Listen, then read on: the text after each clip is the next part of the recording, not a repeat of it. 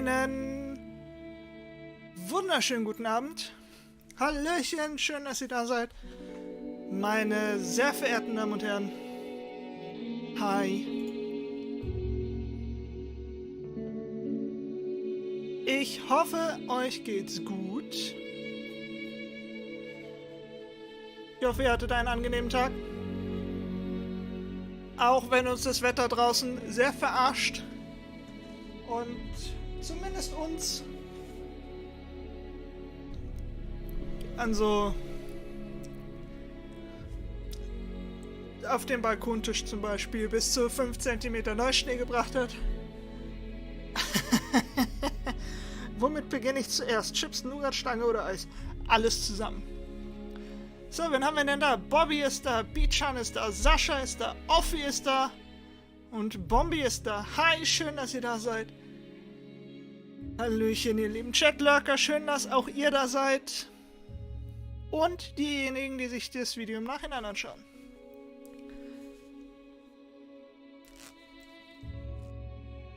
So. Ich klaue euch jetzt ganz dreist die Musik aus der Dose. Und ein herzliches Willkommen zu The Stanley Parable. Ha! Edgy Badge. April, April. Habt ihr gedacht, es gibt Fallout? Wir spielen heute The Stanley Parable.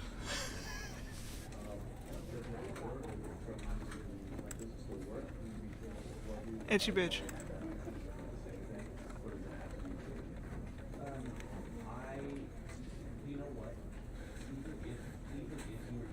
Willkommen im April, meine Lieben. Nicht nur das Wetter verarscht euch, auch ich verarsche euch. Der Mottenmann wird euch niemals verarschen. Aber heute habe ich euch verarscht.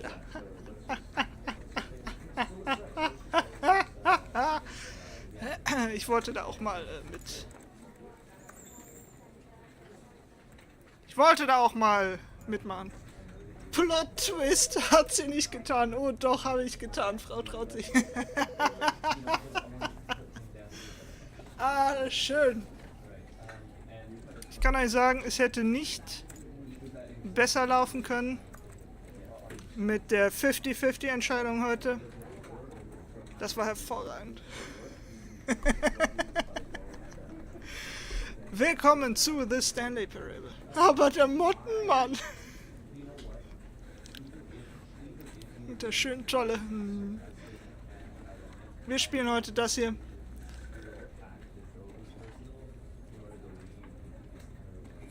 Ich weiß nicht, ob die Stimmen auf Deutsch oder auf Englisch sind. Ihr werdet es merken. Aber let's fetz. The end is never, the end is never, the end is loading. The end is loading. The end is loading. Ich wäre eh hier gewesen, auch wenn es ein Tetris-LP geworden wäre. Ja. Offi ist immer da. Wenn er nicht arbeiten muss, ist er immer da. Das finde ich toll. Ich mag Offi. Wir mögen Offi. Weil Offi ist klasse. Offi ist unschuldig, Offi ist eine Fee. This is the story of a man named Stanley. Stanley worked for a company in a big building where he was employee number 427. Employee number 427's job was simple. He sat at his desk in room 427 and he pushed buttons on a keyboard. Orders came to him through a monitor on his desk, telling him what buttons to push, how long to push them, and in what order. This is what employee 427 did every day of every month of every year. And although others might have considered it soul-rending, Stanley relished every moment that the orders came in, as though he had been made exactly for this job. And Stanley was happy. And then one day, something very peculiar happened. Something that would forever change Stanley. something he would never quite forget. He had been at his desk for nearly an hour when he realized that not one single order had arrived on the monitor for him to follow. No one had showed up to give him instructions, call a meeting, or even say hi. Never in all his years at the company had this happened, this complete isolation. Something was very clearly wrong. Shocked, frozen solid, Stanley found himself unable to move for the longest time. But as he came to his wits and regained his senses, he got up from his desk and stepped out of his office. Ja, wir dürfen uns bewegen. Wir sind Stanley. Wir sind Angestellter 472.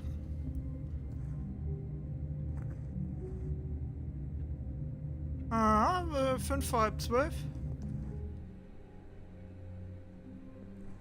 Hallo? All of his co-workers were gone. What could it mean? Stanley decided to go to the meeting room. Perhaps he had simply missed a memo. Meeting Room. Blendend heute. Draußen ist blendend. Es ist blendendes Wetter.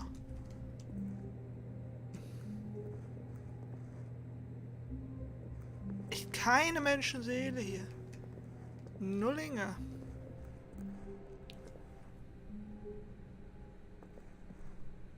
Angestellter 404 hat auch gepasst. Ah. When Stanley came to a set of 2 open doors, he entered the door on his left. Links ist da, wo der Daumen rechts ist.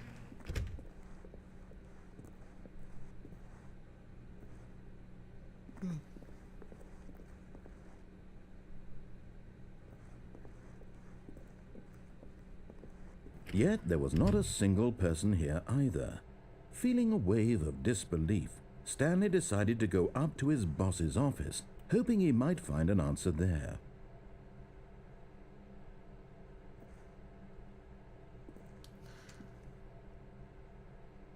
Oh Mann. So leer. Money, more money. What do people want?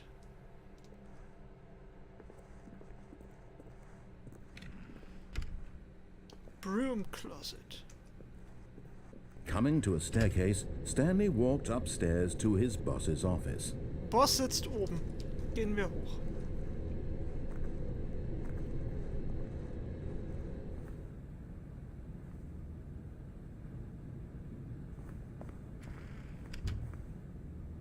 Und nicht mal die Sekretärin ist da. Was soll das denn? Der Boss... Hallo? Stepping into his manager's office, Stanley was once again stunned to discover not an indication of any human life. Shocked, unraveled, Stanley wondered in disbelief who orchestrated this, what dark secret was being held from him. What he could not have known was that the keypad behind the boss's desk guarded the terrible truth that his boss had been keeping from him. And so the boss had assigned it an extra secret PIN number, 2845. But of course, Stanley couldn't possibly have known this. Yet incredibly, by simply pushing random buttons on the keypad, Stanley happened to input the correct code by sheer luck. Amazing. He stepped into the newly opened passageway.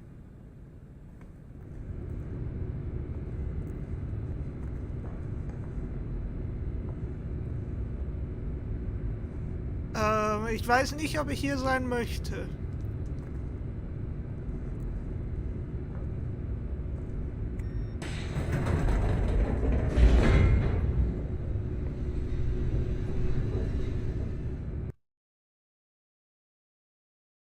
Ich hoffe, der Sound ist nicht zu laut für euch.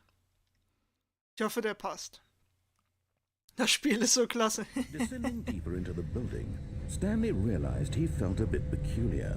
It was a stirring of emotion in his chest, as though he felt more free to think for himself, to question the nature of his job. Why did he feel this now, when for years it had never occurred to him? This question would not go unanswered for long. Das ist creepy. Das ist noch mehr creepy. Ancrouchen.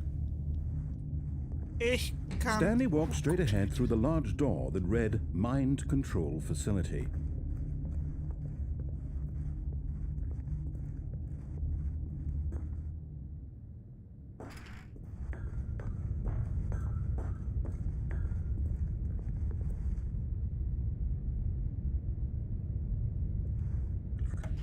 The lights rose on an enormous room packed with television screens. What horrible secret did this place hold? Stanley thought to himself. Did he have the strength to find out? Gute Güte. Ist nicht creepy, sondern funny.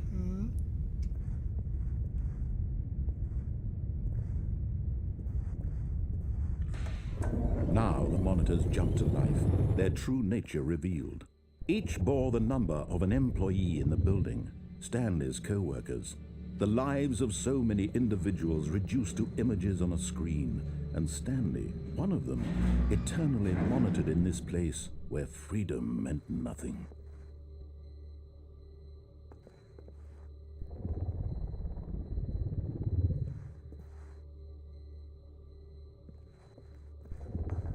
Gute Güte.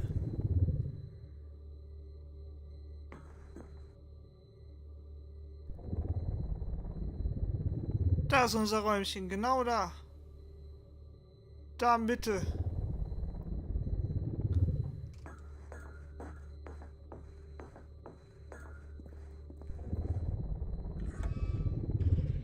This mind control facility, it was too horrible to believe. It couldn't be true. Had Stanley really been under someone's control all this time? Was this the only reason he was happy with his boring job? That his emotions had been manipulated to accept it blindly?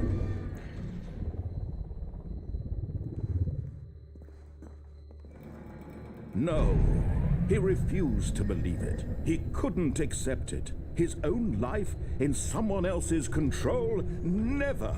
It was unthinkable, wasn't it? Was it even possible? Had he truly spent his entire life utterly blind to the world? But here was the proof, the heart of the operation. Controls labeled with emotions, happy or sad or content, walking, eating, working, all of it monitored and commanded from this very place. And as the cold reality of his past began to sink in, Stanley decided that this machinery would never again exert its terrible power over another human life, for he would dismantle the controls once and for all. Und wie? Mit dem großen roten Knopf?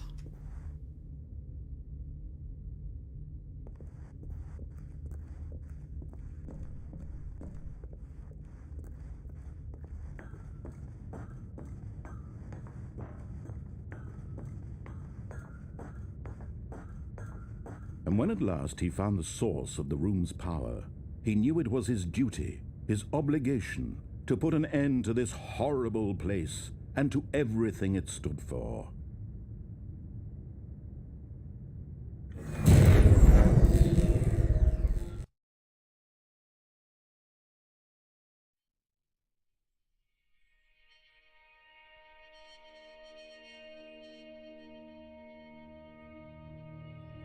Blackness, and a rising chill of uncertainty. Was it over? Yes. He had won. He had defeated the machine, unshackled himself from someone else's command. Freedom was mere moments away. And yet, even as the immense door slowly opened, Stanley reflected on how many puzzles still lay unsolved. Where had his co-workers gone? How had he been freed from the machine's grasp? What other mysteries did this strange building hold? But as sunlight streamed into the chamber, he realized none of this mattered to him.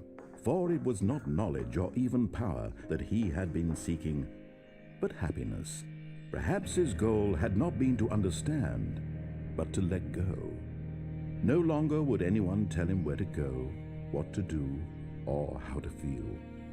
Whatever life he lives, it will be his. And that was all he needed to know. It was perhaps the only thing worth knowing. Stanley stepped through the open door. Stanley felt the cool breeze upon his skin, the feeling of liberation, the immense possibility of the new path before him. This was exactly the way, right now, that things were meant to happen. And Stanley was happy.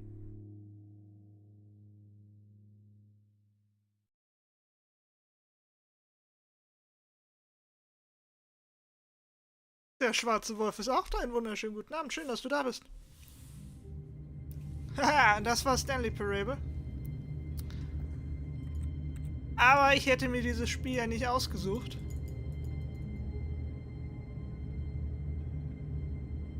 Wenn es nicht noch anderes Zeugs zu tun gäbe.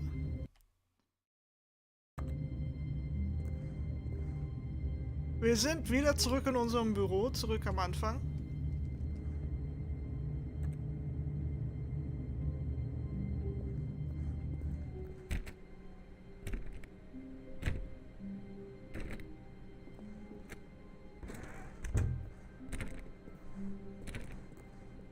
All of his co-workers were gone.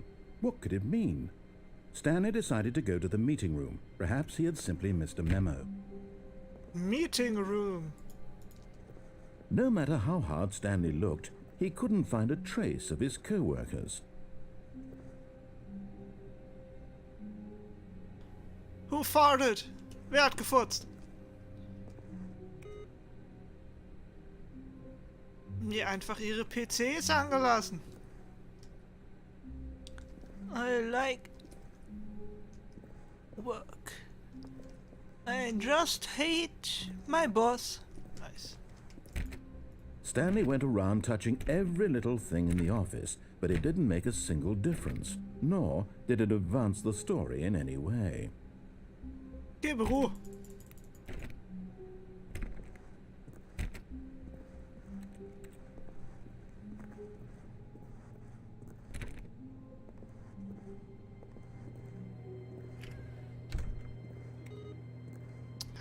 Alle ihre Rechner angelassen. Awaiting Input.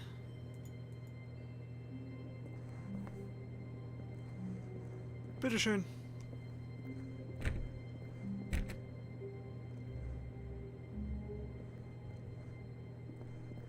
Be my Valentine. Nein, danke, heute nicht. Hallo? Mensch, das musst du hier wieder sauber machen. I hate Mondays. Kann ich voll nachvollziehen.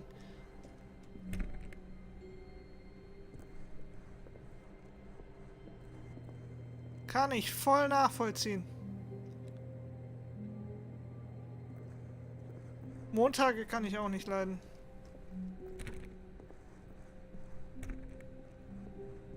When Stanley came to a set of 2 open doors, he entered the door on his left. Nö. Wir nehmen heute die This was rechte not Tür. the correct way to the meeting room, and Stanley knew it perfectly well. Perhaps he wanted to stop by the employee lounge first, just to Natürlich. admire it. Genau das hatte ich vor.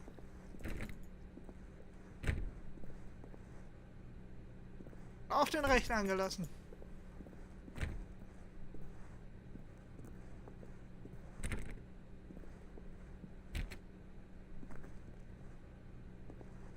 Ah, yes, truly a room worth admiring.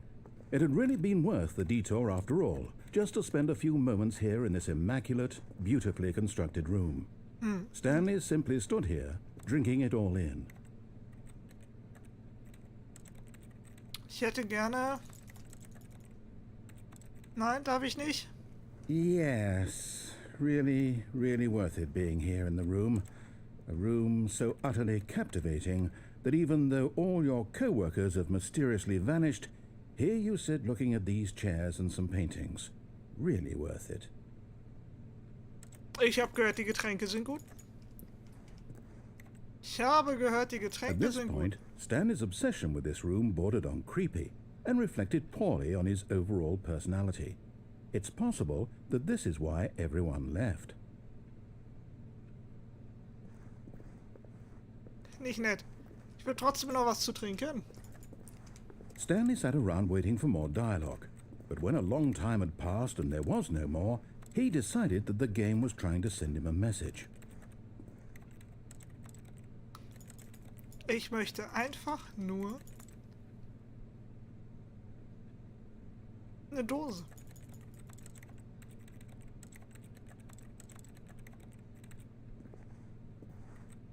Was anderes will ich nicht. Ich kann nicht springen, das ist schade.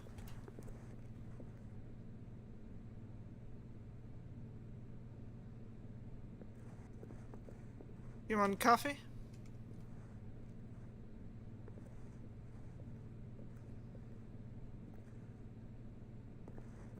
Nein? Ich hätte trotzdem noch gerne so einen Cold Drink. Na gut. But at last, he'd had enough of the amazing room and took the first open door on his left to get back to business.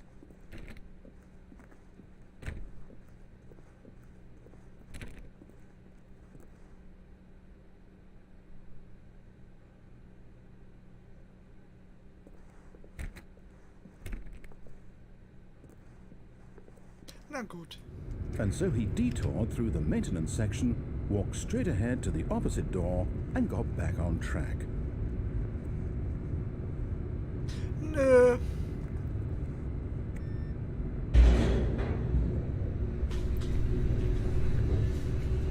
Ich nehme den Aufzug. Ich nehme den Aufzug. But Stanley didn't want to go back to the office. He wanted to wander about and get even further off track. So now in order to get back, he needed to go,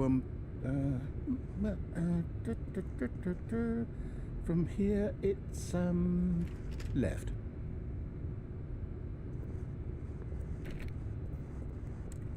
Und was, wenn ich nicht links möchte? Oh, no. No, it's to the right, my mistake.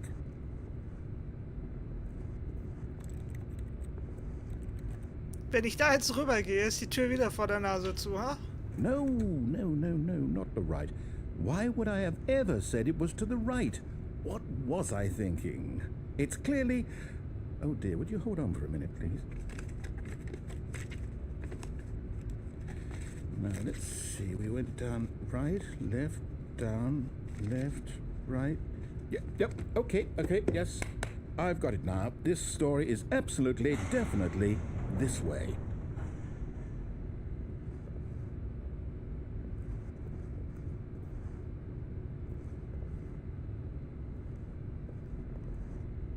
Tatsache, die andere Tür führt nirgendwo hin.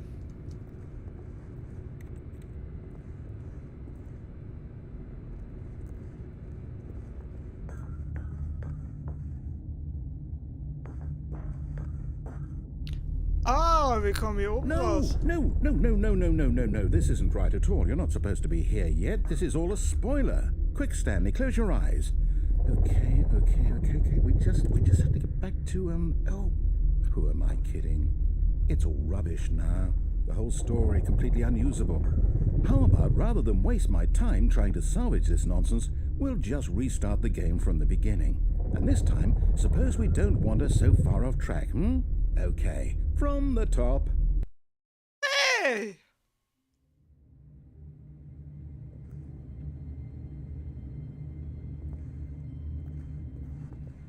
All of his co-workers were gone. What could it mean? Stanley decided to go to the meeting room. Perhaps he had simply missed a memo.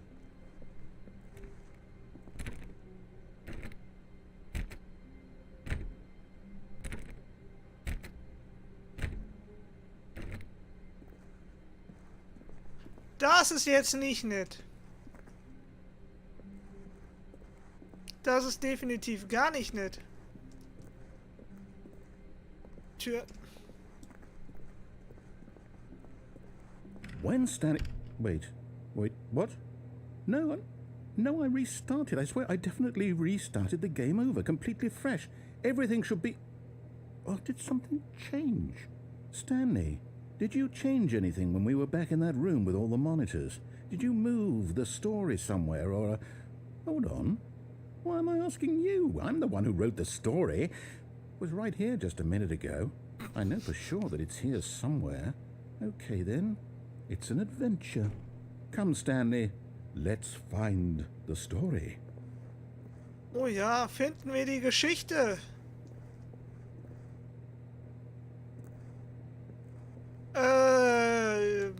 Gehen wir hier lang?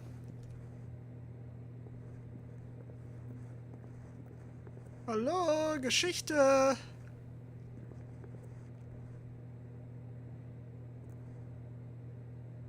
Knowing your city.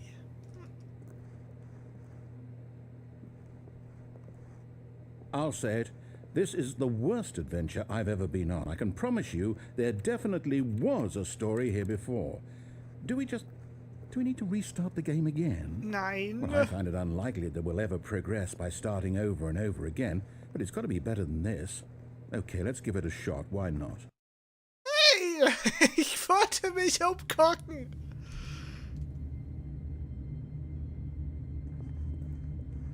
All of his co-workers were gone. What could it mean? Stanley decided to go to the meeting room. Perhaps he had simply missed a memo.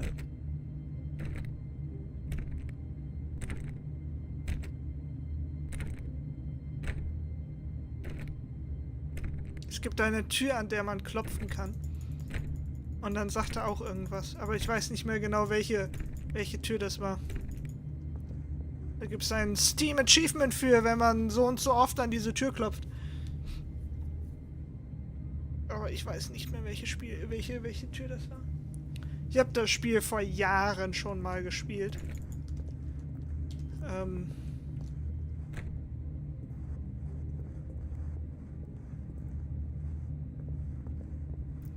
Schauen wir einfach mal weiter. Jetzt ist gar keine Tür da. Okay, yep, it's worse. I might be remembering this wrong. It's possible the story is back where we just came from. Why don't we go back the other direction and see if we missed anything? Und was, wenn ich nicht will? Ha? Du kannst mich nicht zwingen, durch diese Tür zu gehen.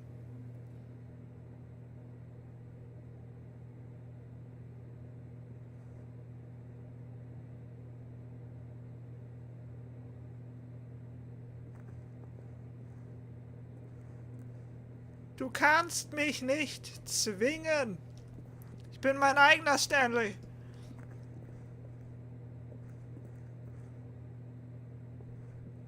Ich schau lieber aus dem Fenster. Ist fast genauso weiß wie bei uns, wenn man rausschaut.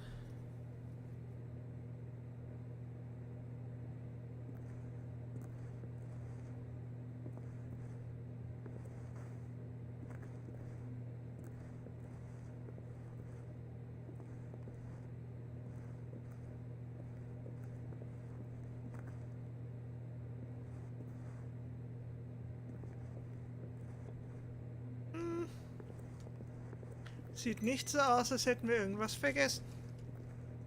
Oder übersehen. Aha! I knew we'd miss something. The story. Here it comes. Okay, das sieht anders aus.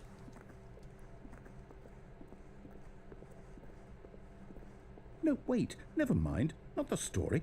Okay, let's head back the other way and retrace our steps. Du willst mir doch jetzt gleich bestimmt sagen, siehst du, wie gut es ist, dass du meinen Anweisungen folgst, dass, wenn du das von vornherein gemacht hättest, dann? Hm? Oh, gute Güte. Oh, gute Güte. Now this... Well, I'll be honest, I don't recognize this place at all. Is this the story? I don't think so. I can't quite recall, but I believe my story took place in an office building. Is that correct? Do you remember, Stanley? Well, do you know what? Since I've completely forgotten what we were supposed to be doing, how about this?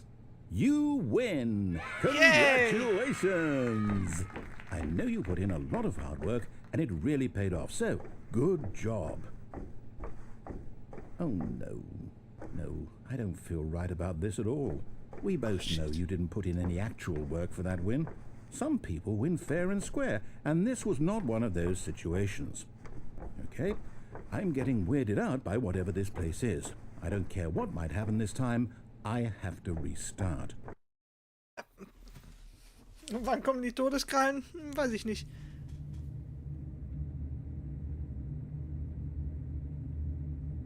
All right, I've got a solution. This time, to make sure we don't get lost, I've employed the help of the Stanley Parable adventure line. Just follow the line. How simple is that?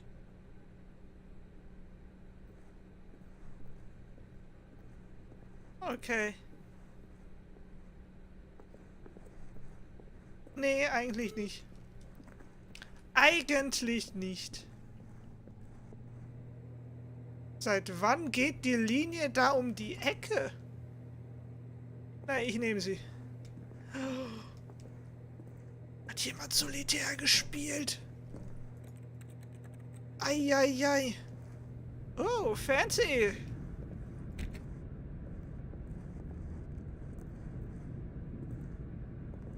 You see, the line knows where the story is. It's over in this direction. Onward, Stanley, to destiny. Though, here's a thought. Wouldn't wherever we end up be our destination, even if there's no story there? Or to put it another way, is the story of no destination still a story? Simply by the act of moving forward, are we implying a journey such that a destination is inevitably conjured into being via the very manifestation of the nature of life itself?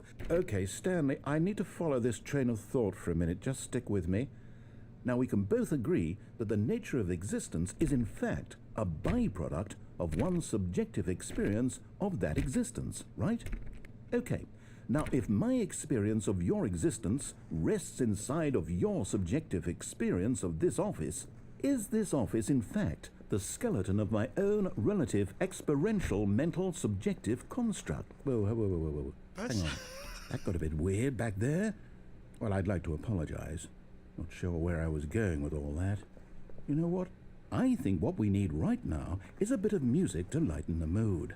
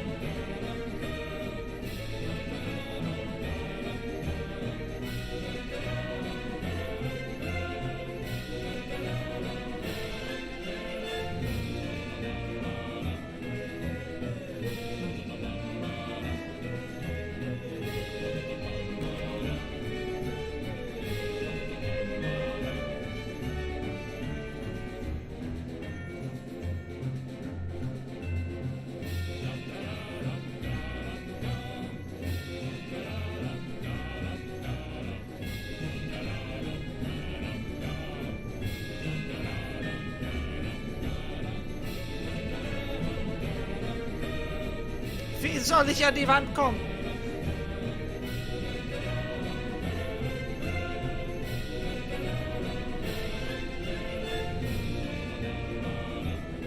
Oh, schade.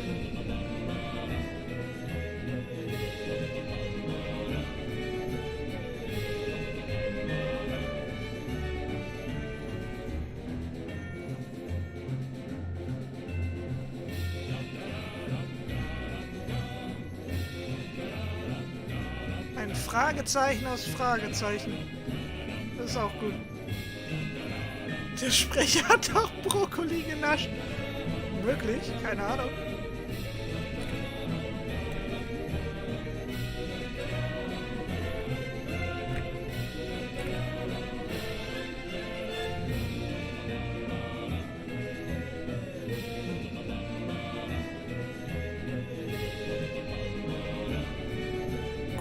Güte, was ist mit dieser Linie los?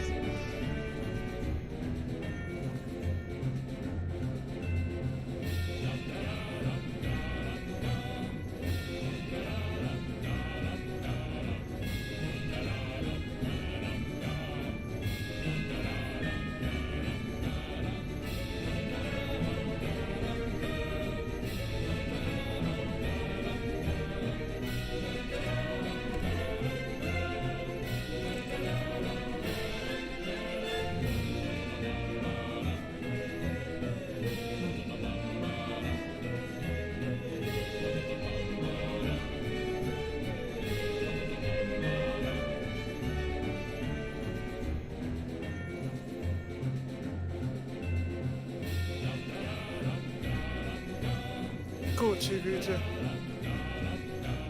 Wait, cut the music. Go back and look at that fern. Stanley, this fern will be very important later in the story. Make sure you study it closely and remember it carefully. You won't want to miss anything.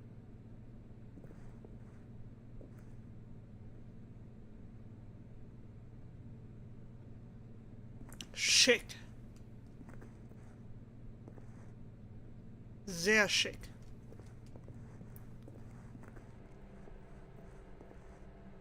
Okay, und was war jetzt, was ist doch hier gleich mit dieser Linie los? Warum ist die überall und nirgendwo?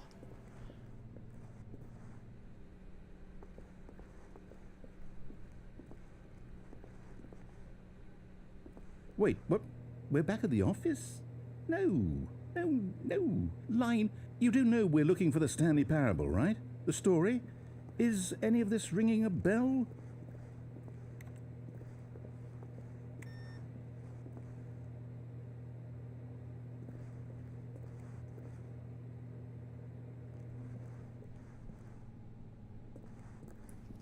Wir sind tatsächlich zurück.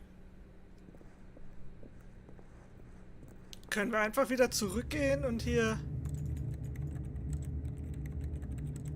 arbeiten? Nein? Okay, schade.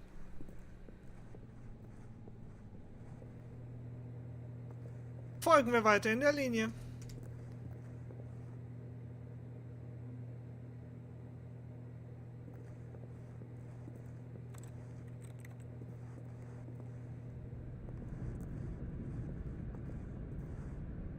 Hallöchen. Oh, no, not again, Line. How could you have done this to us? And after we trusted you, after everything we've been through, you... Well, I can't take this anymore. To hell with it. Restart.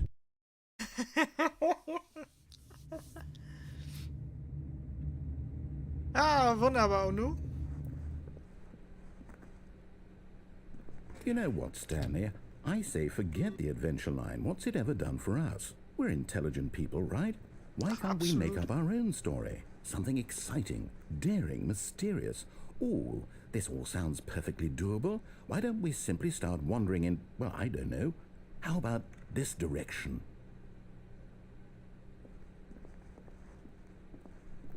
Das finde ich lustig. Now, Gehen wir. yes, this is exciting. Just me and Stanley forging a new path, a new story. Well, it could be anything. What do you want our story to be? Go wild. Use your imagination. Whatever it might be, Stanley, I'm ready for it. Ewigkeiten im Kreis gelaufen? Finde ich gut. Oh, no, not you again. Stanley, I'd also like to veto the line from having any role in our awesome new story. No lines or monitor rooms. Just don't acknowledge it, and we should be fine.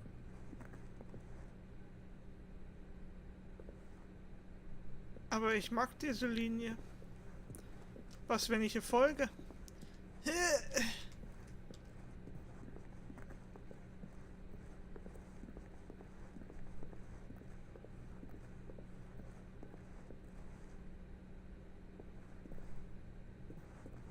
Aber ich möchte ihr folgen. Oh, fancy. Ah, a choice. We get to make a decision. From here, the story is in our control. How important we mustn't squander the opportunity. In fact, I believe I need a minute to think here. Just walk in circles for a minute. Okay, so I know that each door has to lead somewhere, which means that somewhere, the place where we're trying to go, there must be a reverse door that leads here. And that in turn means that our destination corresponds with the counter-inverted reverse door's origin. So starting from the right, let us ask, will taking the right door lead us to where we're going? And since the answer is clearly yes, then by all accounts, the door on the right is the correct one. Another victory for logic. Come, Stanley, our destiny awaits.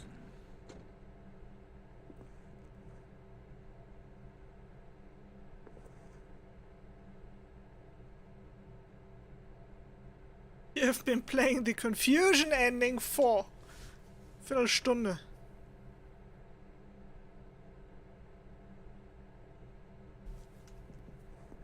Oh, hold up, what's this? The confusion ending. You're telling me that's what this is? It's all one giant ending? And we're supposed to restart the game, what, eight times? That's really how all this goes? It's all determined? So now, according to the schedule, I restart again. Then what? Am I just supposed to forget? Well, what if I don't want to forget? My mind goes blank simply because it's written here on this thing, wall. Well, who consulted me? Why don't I get to decide? Why don't I get a say in all of this? Is it really? No, it can't be. I don't want it to be. I don't want the game to keep restarting. I don't want to forget what's going on. I don't want to be trapped like this. I won't restart the game. I won't do it. I won't do it. I won't do it. And the timer stopped? Does that mean, did we do it? Did we break the cycle?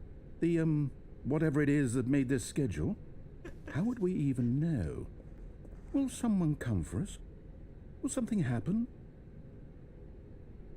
One in the blackness. Okay. I guess now we just wait. You know, I suppose in some way that this is a kind of story. Wouldn't you agree? I'm not quite sure if we're in the destination or the journey, though they're always saying that life is about the journey and not the destination. So I hope that's where we are right now. We'll find out, won't we? Eventually. Well, in the meantime... Das hat mich leicht erschrocken. Ah, wunderbar. All of his co-workers were gone. What could it mean? Stanley decided to go to the meeting room. Perhaps he had simply missed a memo. No matter how hard Stanley looked, he couldn't find a trace of his co-workers. Todnot. Ja.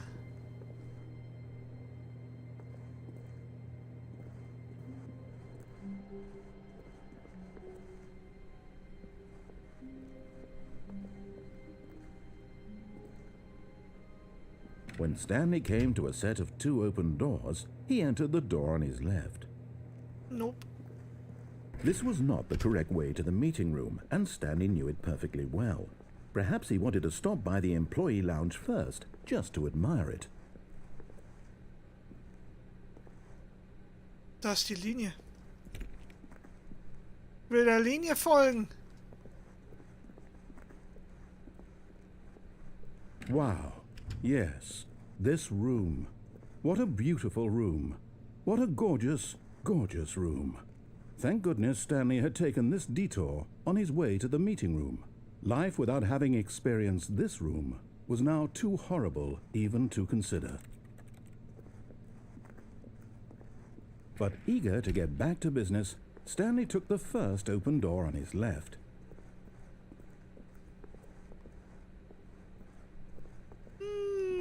Nope. Stanley was so bad at following directions, it's incredible he wasn't fired years ago.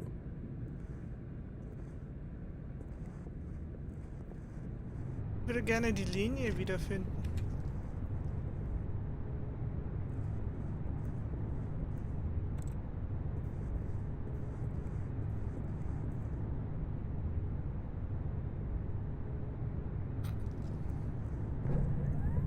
Look, Stanley, I think perhaps we've gotten off on the wrong foot here.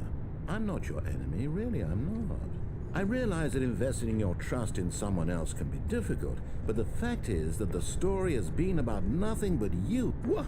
Really? I was in the middle of something. Do you have zero consideration for others? Are you that convinced that I want something bad to happen to you? Why, I don't know how to convince you of this, but I really do want to help you, to show you something beautiful. Look, let me prove it. Let me prove that I'm on your side. Give me a chance. Nein! Lass mich in Frieden. Ich will die Linie zurück. Die Linie war toll. Do not stand on this side of the fence. Wunderbar. Now listen carefully, this is important. Stanley walked through the red door. Nope. Aha, perhaps you misunderstood. Stanley walked through the red door. Aber ich mag blau. I still don't think we're communicating properly. Stanley walked through the red door. Seile sein. Wunderschönen guten Abend. Schön, dass du da bist.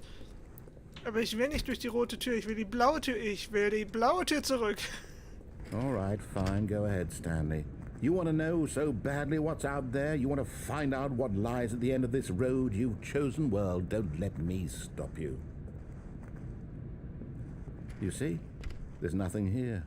I haven't even finished building this section of the map, because you were never supposed to be here in the first place. Broken rooms, exposed developer textures. Is this what you had wanted? Yep. Was it worth ruining the entire story I had written out specifically for you? Yep. Do you not think I put a lot of time into that? Because I did. And in the end, it was all for nothing. Because this is what you wanted to see.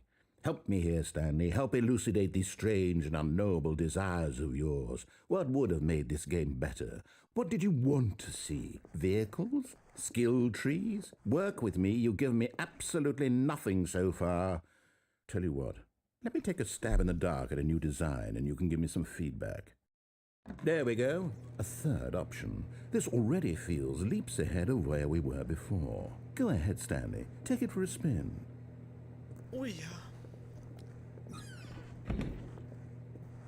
Okay, I'm going to stop you there. Now, tell me about your experience with this new version. Would you say that the game benefited from allowing you more choices? Feel free to be honest. I'm looking for some real critical feedback here.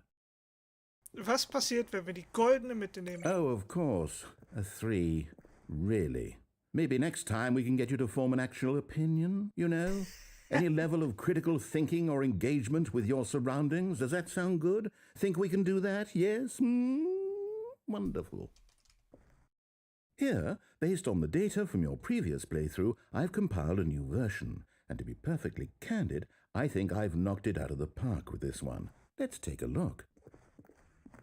Oh, gute Güte.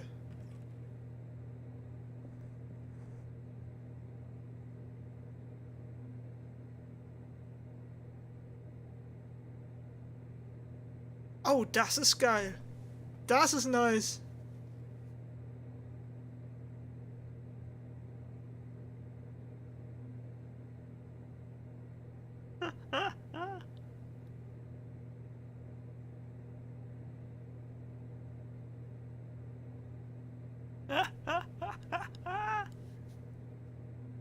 Sehr gut. Fred's list empty.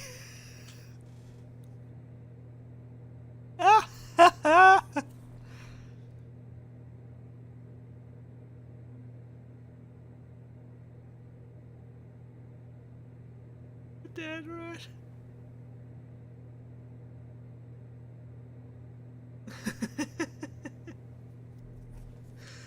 Sehr gut.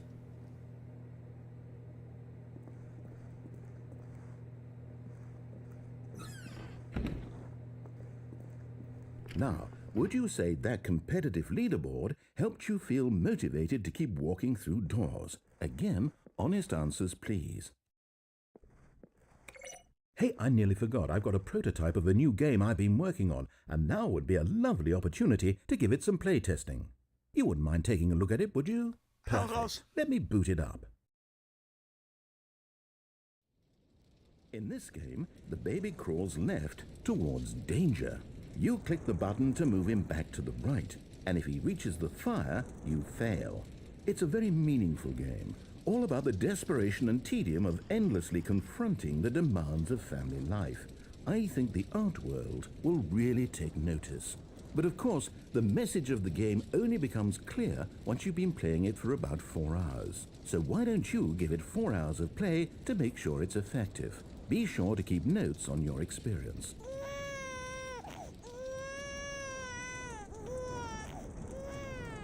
You heartless bastard. Did you do it because you hate babies or purely to spite me? Because if it's the latter, well, I don't know what to do. I'm completely out of ideas. I can't think of a single thing that might improve the experience for me. I'm not even going to try. I'm out, I'm done. It's over. Thank you for playing. Your input was extremely valuable. Oh, hey, since my game was so awful, why don't we play someone else's game, just to ease the pain? Let's see. What do we have here? Yes, this seems like it'll work. Let's give it a shot. Ah, so gut. Ja, natürlich, Well, Stanley, Minecraft. is this any better? At last, the one thing you've always desired. A game I had absolutely nothing to do with. But is it enough? Tell me that, Stanley. Kann Will ich it springen, ever das ist be doof. enough?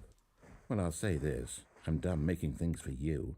From now on, I will only create to fulfill a greater artistic purpose. Watch this, Stanley. I'm going to build a house.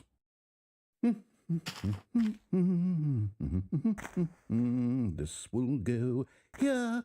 No, here. And then...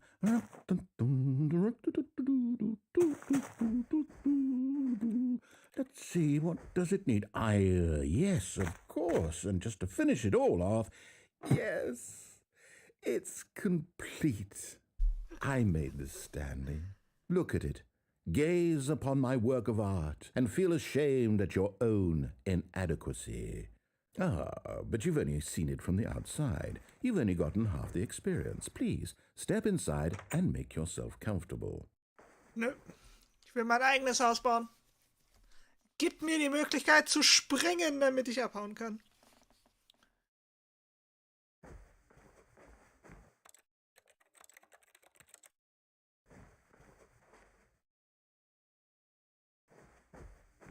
So ein bisschen Musik wäre jetzt klasse. Na gut. Isn't it grand? Isn't it perfect? It could only be better if... Wait, that's it. We must rebuild it out of diamond. Diamond everything. Yes. Come along, Stanley. We have to go mining.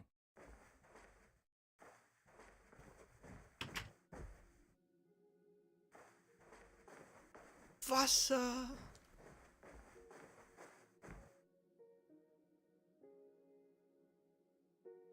Und natürlich ist die Musik dabei.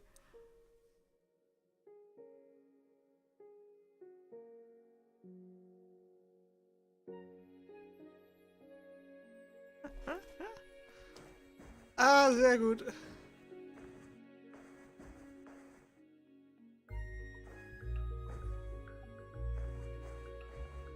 Oh my, it looks like it's going to get a bit dark. Have you brought a light? Nope.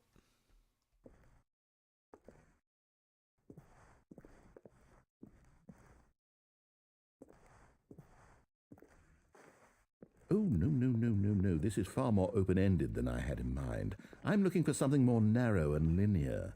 Something that makes you feel utterly irrelevant. This won't do at all. 1 out of 5. Even the diamonds couldn't save this one. Okay, new game.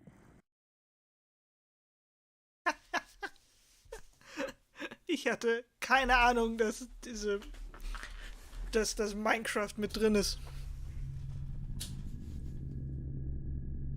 Oh, gute.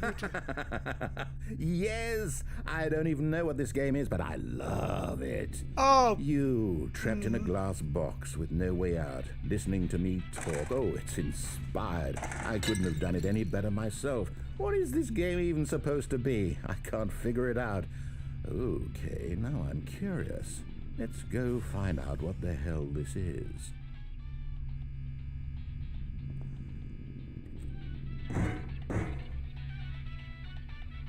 Oh, perfekt. Oh, ich hab's kaputt gemacht.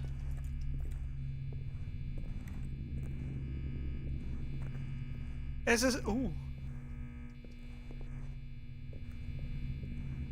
Es ist Portal. Ist ja lustig. Finde ich gut. Finde ich sehr gut. Oh, it's a puzzle. Critical thinking, Stanley. Your forte. Kann ich. Genius. Mhm.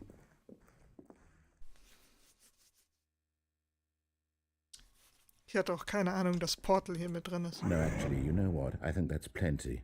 Hey! I really don't care much to see you stumble through any more of these games, and I highly doubt you're any wiser for the experience. Which is why, rather than continue to waste my time, I'm just going to leave you here. You can pretend you've beaten the game if it makes it any richer for you, but as for me, I've had enough. So, why don't you get cozy in this room, and if you have any grand revolutionary ideas for the perfect video game...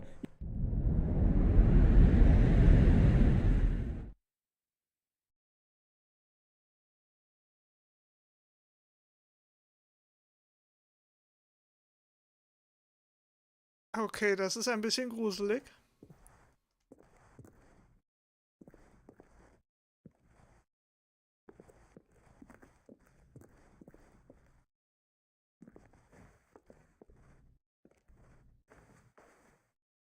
Hier geht's doch runter. Garantiert geht's da runter.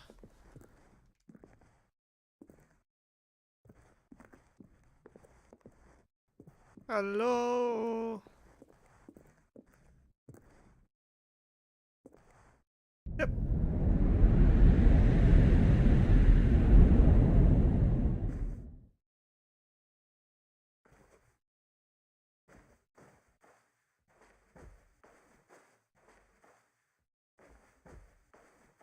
Huhu.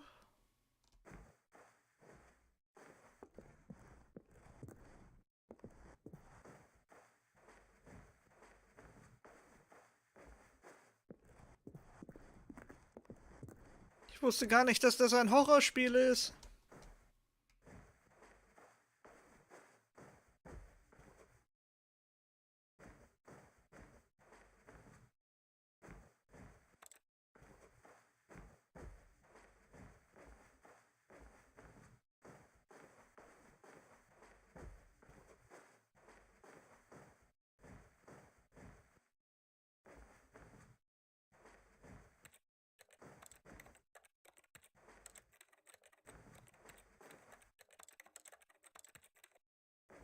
Ich kann hier nichts machen. Sieht so aus, als würde da irgendwas gezeigt werden können, aber anscheinend auch nicht.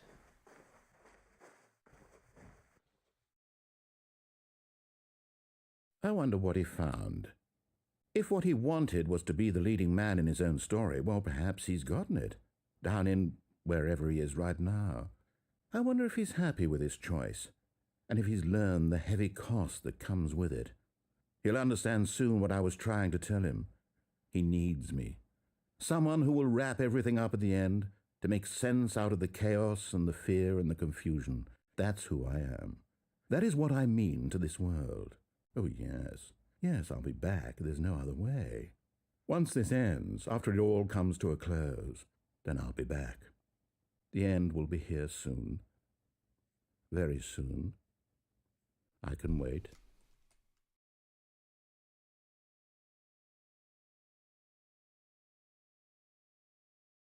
Na. Buh. So, da sind wir wieder. All of his co-workers were... Wait, no. This isn't the right office, is it? Is this Stanley's office? Sieht gleich aus. Obwohl, nee, die Zahlen sind anders, glaube ich. Bin mir nicht sicher.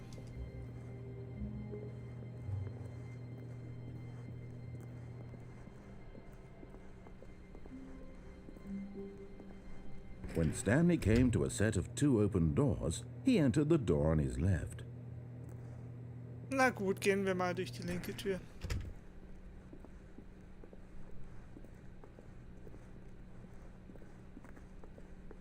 Yet there was not a single person here either.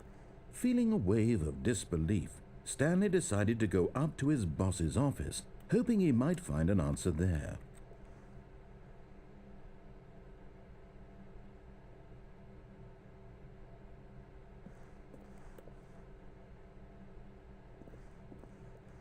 Zum Boss willst du, ja? Hier ist viel schöner. Stanley stepped into the broom closet, but there was nothing here, so he turned around and got back on track. Nein. Ich bleibe jetzt genau hier. There was nothing here. No choice to make, no path to follow, just an empty broom closet. No reason to still be here. Bleib beim Besen. Und Back in Action. Ich bleib beim Besen, den Besen mag It was ich. baffling that Stanley was still just sitting in the broom closet. He wasn't even doing anything. At least if there was something to interact with, he'd be justified in some way. As it is, he's literally just standing there doing sweet FA. Mache die Tür auf und zu. Ist das nichts? Are you really still in the broom closet? Standing around doing nothing? Why? Please offer me some explanation here. I'm genuinely confused. Besen! You do realize there's no choice or anything in here, right? If I'd said Stanley walked past the broom closet, at least you would have had a reason for exploring it to find out. But it didn't even occur to me because literally this closet is of absolutely no significance to the story whatsoever. I never would have thought to mention it. Besen! Mehr Erklärung braucht man nicht. Maybe to you this is somehow its own branching path. Maybe when you go talk about this with your friends you'll say, "Oh, did you get the broom closet ending? The broom closet ending was my favorite." I hope your friends find this concerning. Hier ist ein Besen. Ich mag den Besen. Der Besen ist Stanley toll. was fat and ugly and really stupid. Hey! He probably only got the job because of a family connection. That's how stupid he is. That or with drug money. Also, Stanley is addicted to drugs and hookers. Well, I've come to a very definite conclusion about what's going on right now. You're dead. You got to this broom closet, explored it a bit, and were just about to leave because there's nothing here, when a physical malady of some sort shut down your central nervous system and you collapsed on the keyboard. Well, in a situation like this, the responsible thing is to alert someone nearby so as to ensure that your body is taken care of before it begins to decompose. Hello? Anyone who happens to be nearby? The person at this computer is dead. He or she has fallen prey to any number of your countless human physiological vulnerabilities. It's indicative of the long-term sustainability of your species. Please remove their corpse from the area and instruct another human to take their place at the computer, making sure they understand basic first-person video game mechanics and filling them in on the history of narrative tropes in video gaming, so that the irony and insightful commentary of this game is not lost on them. All right, when you've done that, just step out into the hallway. Aber der Besen. Ich glaube, wenn er eine Stunde in der Besenkammer bleibt, stirbt Stanley und es gibt da ein besonderes Ende.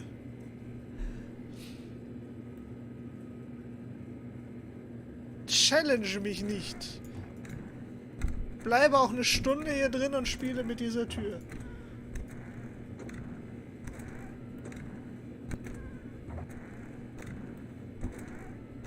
Ich unterhalte mich auch eine Stunde still mit diesem Besen. Mit genau diesem Besen.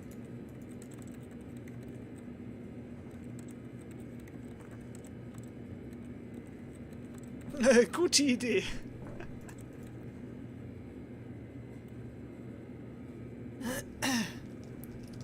Dann schauen wir uns eine Stunde diesen Besen an. Diese geniale Grafik dieses Besens.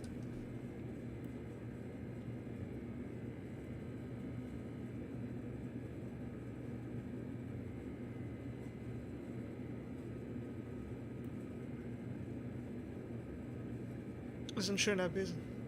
Schöner Besen. Bombi sagt, es ist ein absolut schöner Besen. Viele Pixel. Mac-Produkt. Das hat der Besen auch verdient. Ja, es gehen so viele Leute, spielen dieses Spiel und gehen an dieser Besenkammer einfach nur vorbei. Und niemand schenkt diesem Besen die Beachtung, die er verdient hat. Dieser Besen ist klasse.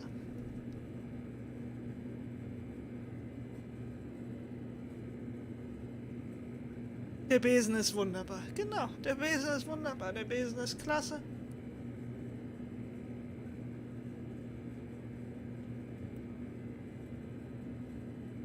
Ich lege mir hier jetzt was auf die Tastatur, dann kann ich mich zurücklehnen. Wenn das denn gescheit funktionieren würde.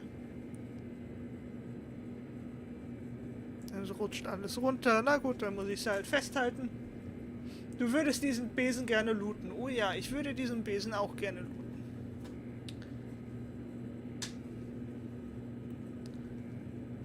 Aber ich glaube, dieser Besen ist nicht lootbar. Was kann ich auf die Tastatur legen, dass der hocken bleibt? Ist das hier schwer genug?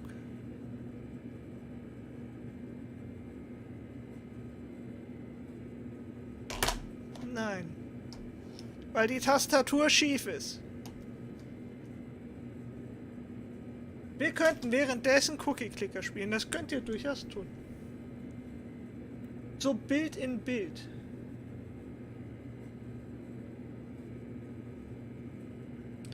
Das ist durchaus möglich.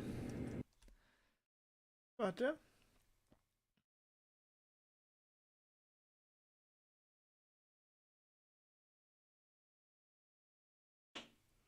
Es ist ein hervorragender Besen.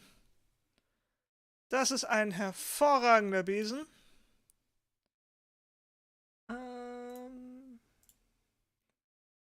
Spielaufnahme hinzufügen. Cookie. Clicker. Okay. Bestimmtes Fenster. Cookie Clicker.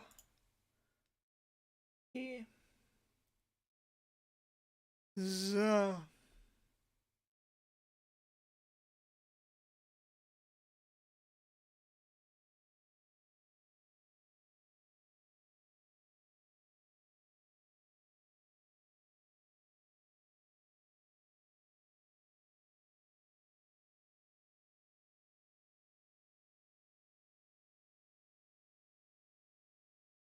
Warum nimmt er den Cookie-Clicker nicht?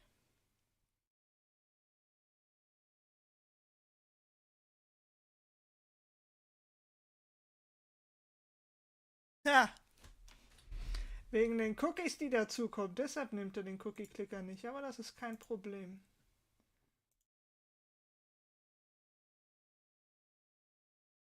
Dann...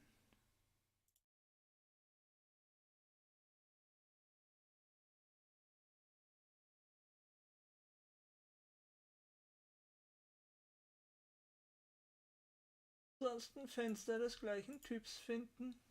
Funktioniert es jetzt? Nein, tut es nicht.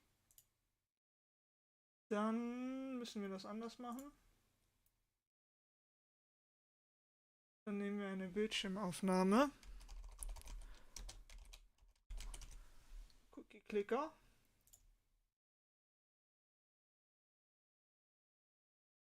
Okay.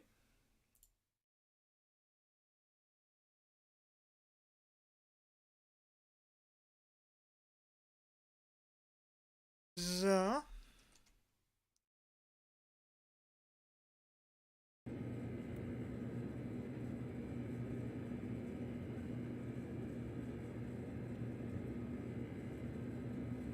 Schauen wir uns hier diesen hervorragenden Besen an.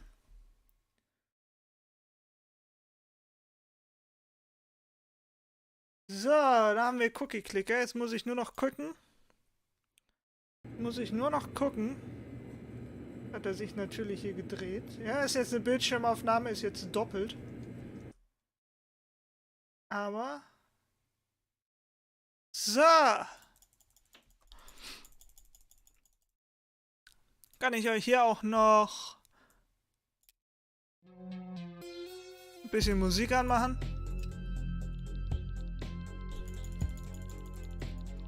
Können wir uns den Besen angucken und Cookie-Clicker spielen.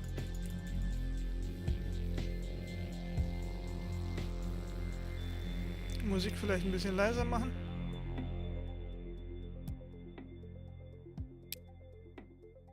Allgemeine Volumen.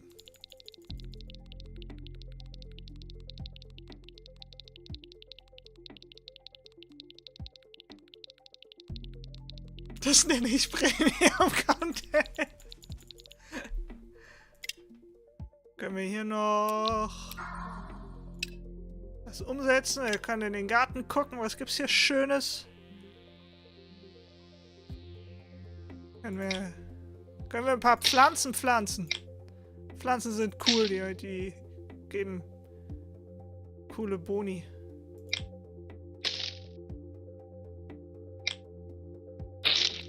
Cool.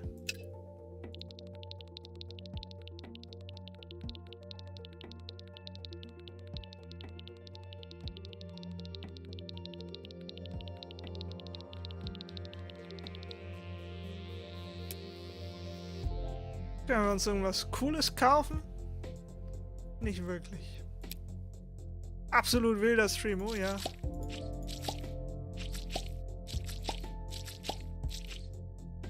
Falls es den Leuten zu gruselig sein könnte. Da ist weniger gruselig, jetzt haben sie Googly Eyes.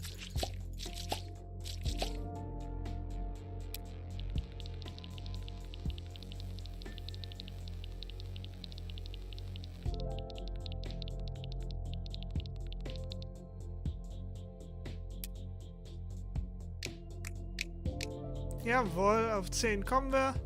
10 kommen wir locker. Kann man hier noch irgendwie... Ja, da geht was. Und dann...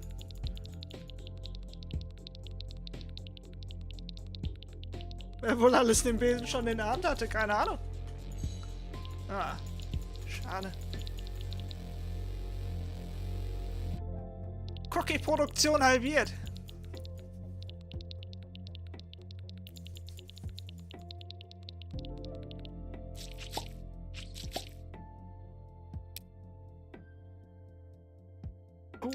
Das ist nice, weil jetzt kann ich den Drachen trainieren. Das ist wunderbar. 100 kann ich mir nicht davon kaufen, aber auf 90 kommen wir wieder hoch. Das ist auch cool.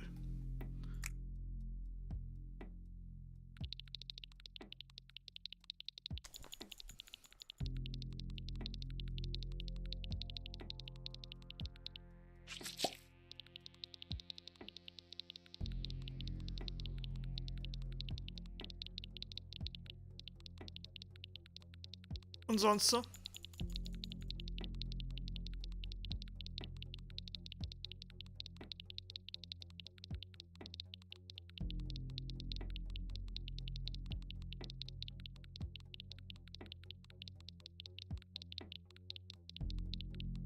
Das Schöne ist, dass die Stanley Parable im Hintergrund gerade mehr oder weniger pausiert ist.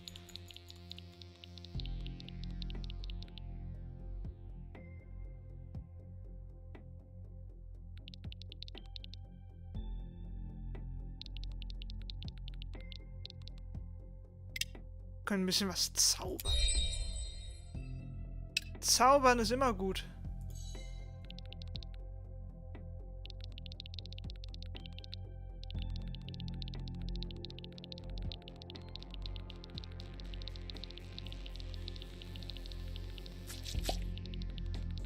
Zähne weg von meinem Keks. Das heißt, nach einer Stunde passiert nichts möglich.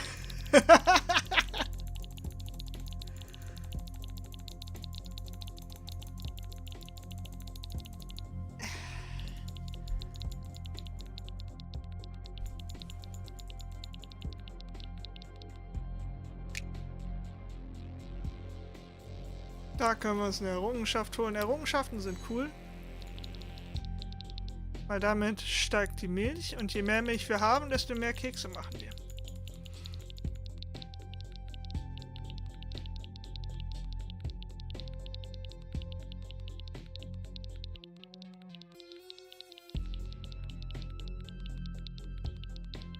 Und so.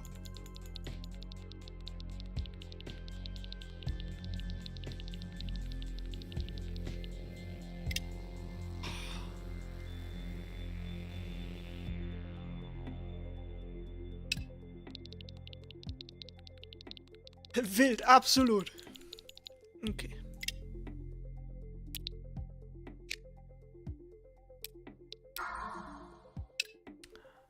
Gehen wir zurück zur Stanley Parable.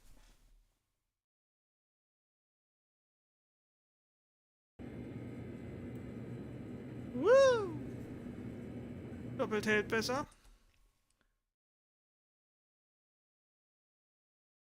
Machen wir das aus. Zack, wunderbar.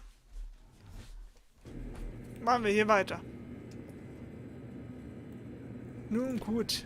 Gehen wir raus aus dem Besenraum. Ah, second player. It's good to have you on board. I guarantee you can't do any worse than the... You too? Unbelievable.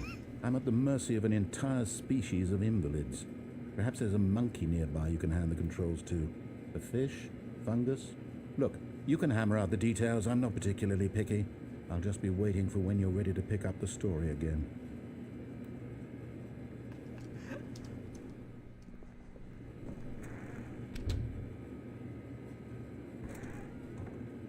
Na gut.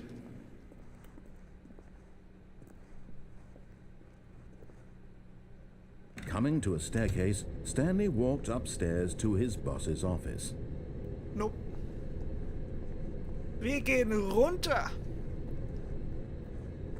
Weil die coolen Kids sitzen unten. But Stanley just couldn't do it. He considered the possibility of facing his boss. Admitting he had left his post during work hours, he might be fired for that. And in such a competitive economy, why had he taken that risk? All because he believed everyone had vanished? His boss would think he was crazy. And then something occurred to Stanley. Maybe, he thought to himself, maybe I am crazy. All of my co-workers blinking mysteriously out of existence in a single moment for no reason at all? None of it made any logical sense. And as Stanley pondered this, he began to make other strange observations. For example, why couldn't he see his feet when he looked down? Why did doors close automatically behind him wherever he went? And for that matter, these rooms were starting to look pretty familiar. Were they simply repeating? No, Stanley said to himself, this is all too strange. This can't be real.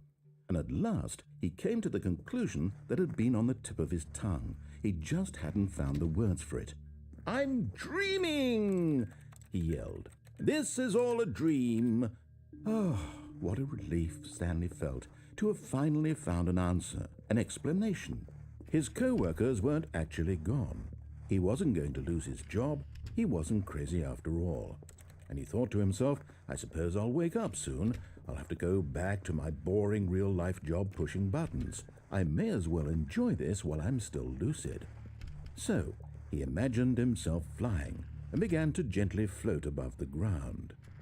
Then he imagined himself soaring through space on a magical starfield, and it too appeared. It was so much fun, and Stanley marveled that he had still not woken up. How was he remaining so lucid? And then perhaps the strangest question of them all entered Stanley's head. One he was amazed he hadn't asked himself sooner. Why is there a voice in my head dictating everything that I'm doing and thinking? Now the voice was describing itself being considered by Stanley, who found it particularly strange. I'm dreaming about a voice describing me, thinking about how it's describing my thoughts, he thought. And while he thought it all very odd, and wondered if this voice spoke to all people in their dreams, the truth was that, of course, this was not a dream. How could it be? Was Stanley simply deceiving himself, believing that if he's asleep he doesn't have to take responsibility for himself? Stanley is as awake right now as he's ever been in his life. Now, hearing the voice speak these words was quite a shock to Stanley.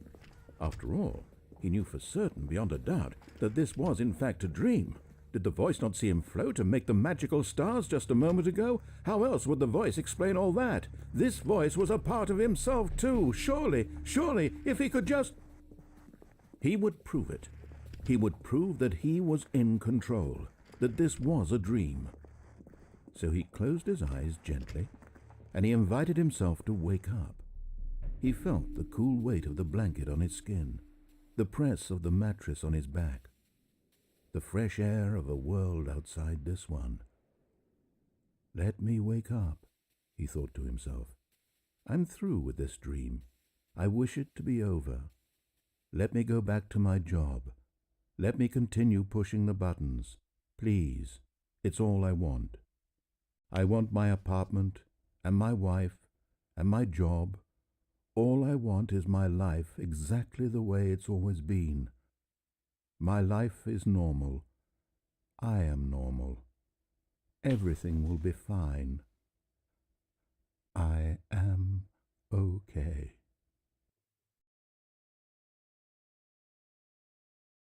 Ohne den Besen? Ja, leider ohne den Besen. Ich hätte ihn mitgenommen, wenn es gegangen Stanley wäre. began screaming. Please, someone wake me up. My name is Stanley. I have a boss. I have an office. I am real. Please, just someone tell me I am real. I must be real. I must be. Can anyone hear my voice? Who am I? Who am I? And everything went black. Okay. This is the story of a woman named Mariella. Mariella woke up on a day like any other. She arose, got dressed, gathered her belongings, and walked to her place of work. But on this particular day, her walk was interrupted by the body of a man who had stumbled through town talking and screaming to himself, and then collapsed dead on the sidewalk. And although she would soon turn to go call for an ambulance, for just a few brief moments she considered the strange man. He was obviously crazy, this much she knew. Everyone knows what crazy people look like. And in that moment, she thought to herself how lucky she was to be normal. I am sane. I am in control of my mind. I know what is real and what isn't. It was comforting to think this, and in a certain way, seeing this man made her feel better. But then she remembered the meeting she had scheduled for that day, the very important people whose impressions of her would affect her career, and by extension, the rest of her life. She had no time for this, so it was only a moment that she stood there, staring down at the body. And then she turned and ran.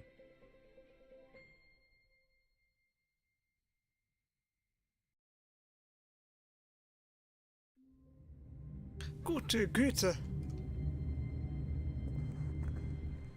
All of his co-workers were gone. What could it mean?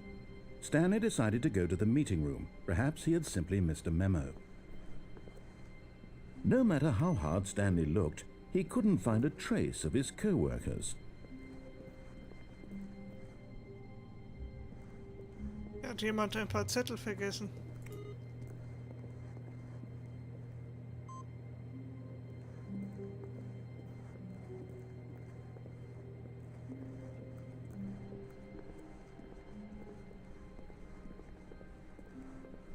When Stanley came to a set of 2 open doors, he entered the door on his left.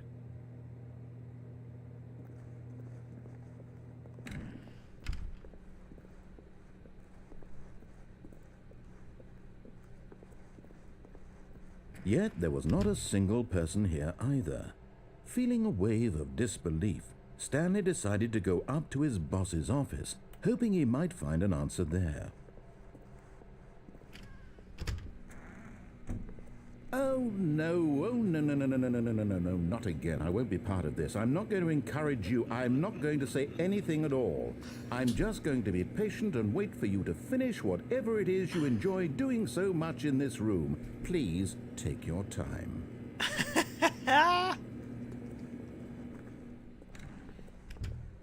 Sehr gut. Coming to a staircase, Stanley walked upstairs to his boss's office.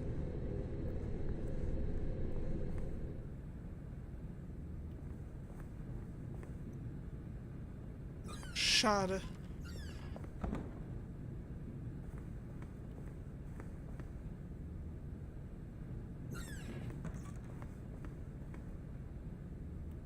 Money in the morning, money in the evening, money for breakfast, money! Chris.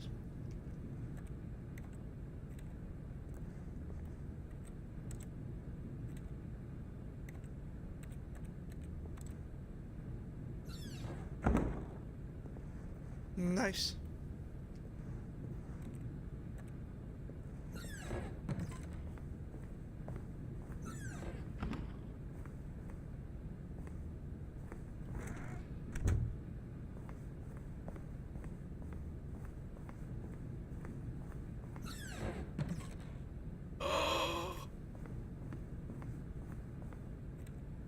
Was?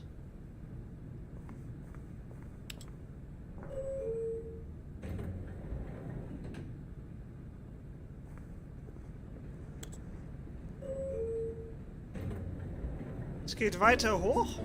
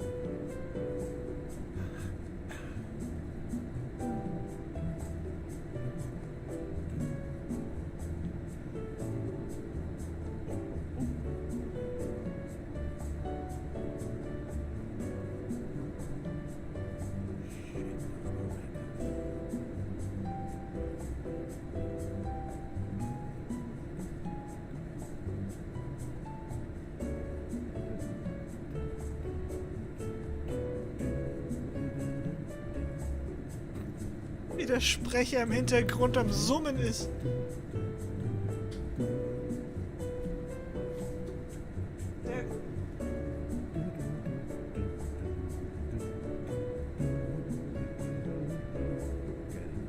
Eine ganz schön lange Aufzugfahrt. Geht ganz schön weit nach oben, ha?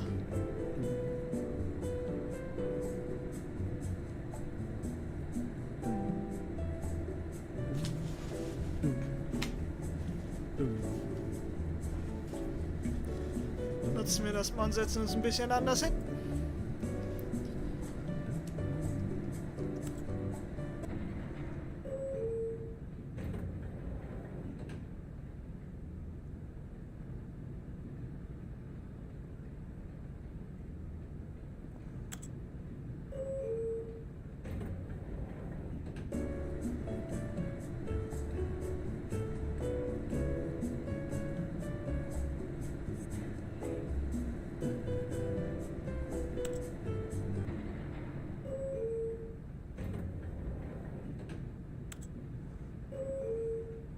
Ah, man kann nicht raus hüpfen. Na gut.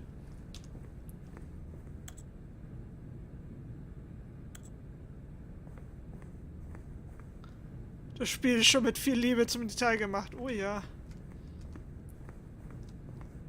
Stepping into his manager's office, Stanley was once again stunned to discover not an indication of any human life. What could it mean? Stanley wondered aloud to nobody. He began wildly tearing through papers on the boss's desk, pulling books off the shelf, looking behind paintings, desperate for clues to his situation. But his attention was caught by a keypad behind the boss's desk. What could its purpose be? In fact, this keypad guarded the terrible secret that lay buried below his feet. And so the boss had assigned it an extra secret PIN number, 2845. But of course, Stanley couldn't possibly have known this.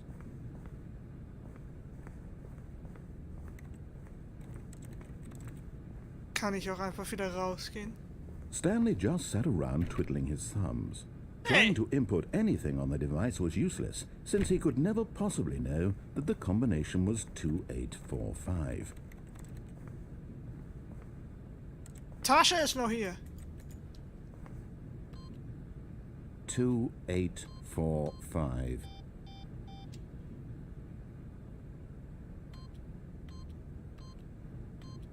Stanley simply began entering random codes into the keypad, knowing full well the sheer statistical unlikelihood that this would ever result in a correct but it turns out that the panel's emergency override kicked in, and the door just opened all by itself. And Stanley got the hell along with the story. Well, whoop-de-doo.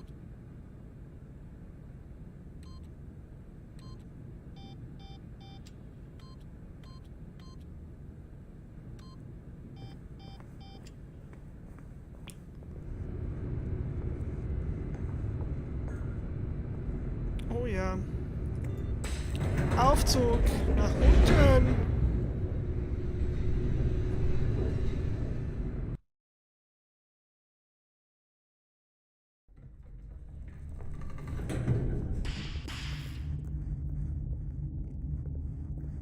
Stanley walked straight ahead through the large door that read Mind Control Facility. Escape! Although this passageway had the word escape written on it, the truth was that at the end of this hall, Stanley would meet his violent death. The door behind him was not shut. Stanley still had every opportunity to turn around and get back on track. At this point, Stanley was making a conscious, concerted effort to walk forward and willingly confront his death.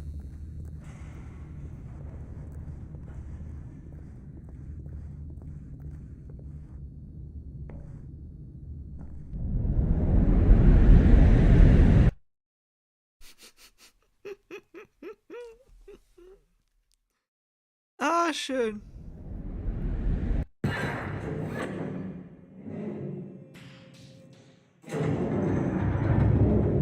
As the machine whirred into motion and Stanley was inched closer and closer to his demise, he reflected that his life had been of no consequence whatsoever.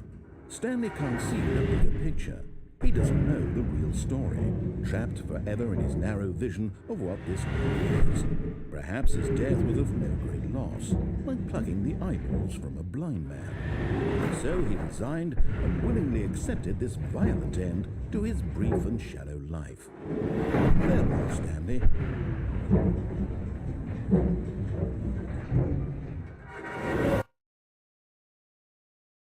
"Farewell, Stanley," cried the narrator, as Stanley was led helplessly into the enormous metal jaws.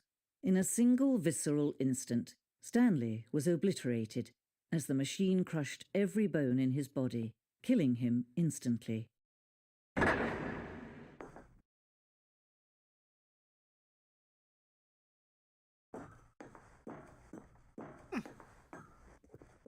And yet it would be just a few minutes before Stanley would restart the game, back in his office, as alive as ever. What exactly did the narrator think he was going to accomplish? Das ist eine gute Frage. When every path you can walk has been created for you long in advance, death becomes meaningless, making life the same. Do you see now? Do you see that Stanley was already dead from the moment he hit start?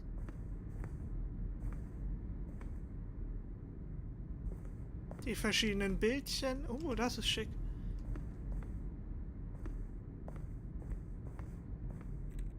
Mhm.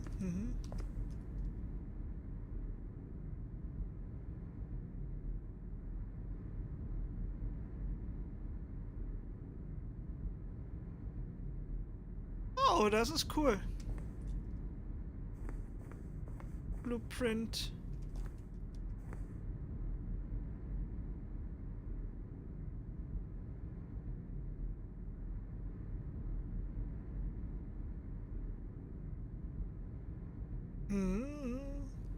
Bisschen an den Fluren dran rumgespielt, dass es nicht zu lang ist und nicht zu kurz. Cool.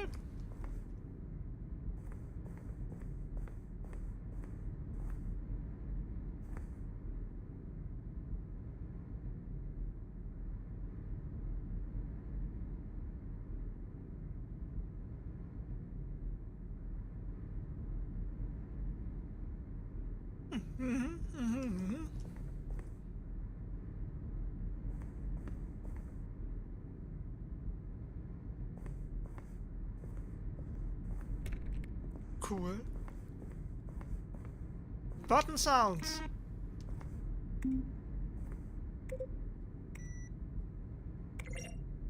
Das ist cool.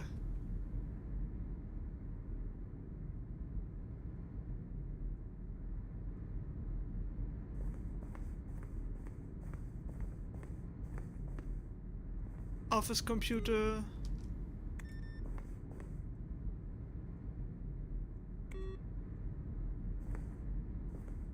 Da war noch ein anderer mit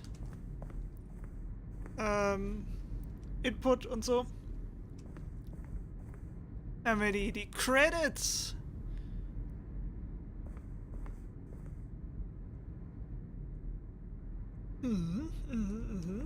Cool. Wunderbare Namen.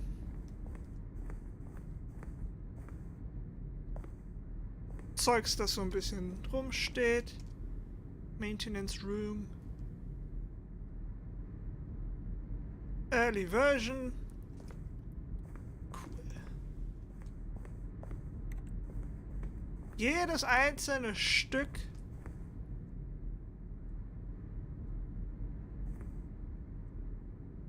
das irgendwie genutzt wurde.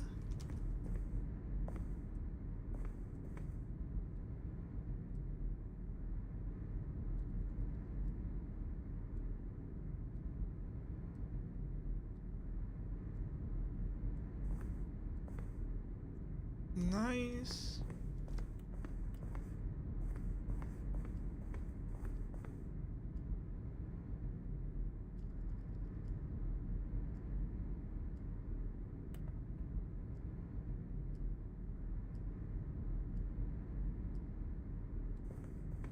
E-Mails. Are you a rock? What do the lights in the control room do? Ah, wunderbar.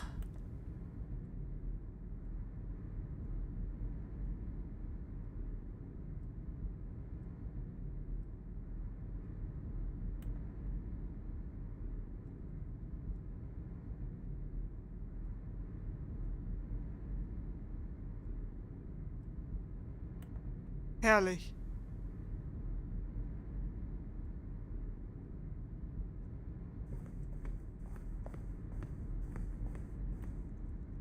Eine Lounge. Frühe Version des Pausenraums. Nice. Cargo Lift.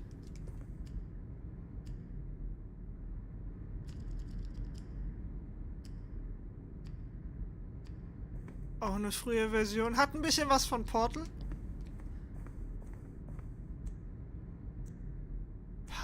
Timer.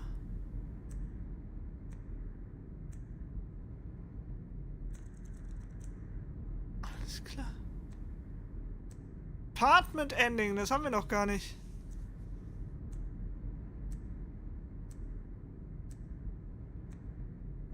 Im Apartment waren wir noch gar nicht.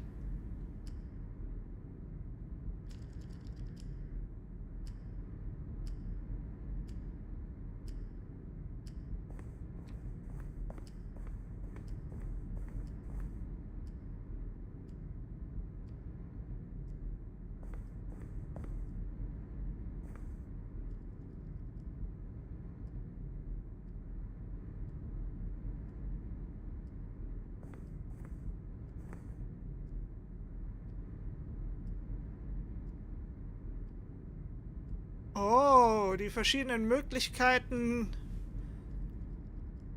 nach diesen 2 Türen. Ja, fancy.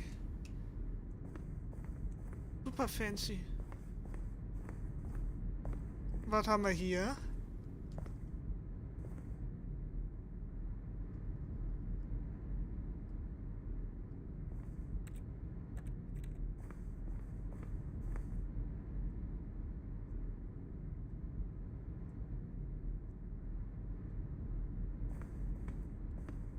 Mhm.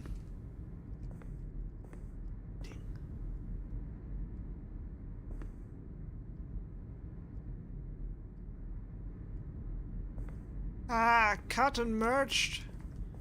Mit einem anderen Part.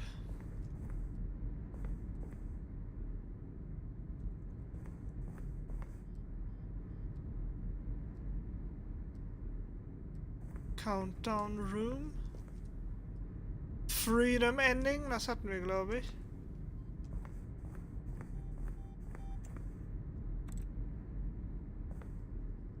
Countdown Disc.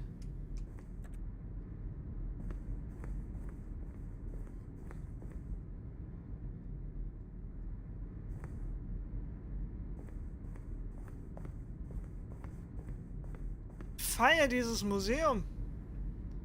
Office Clock.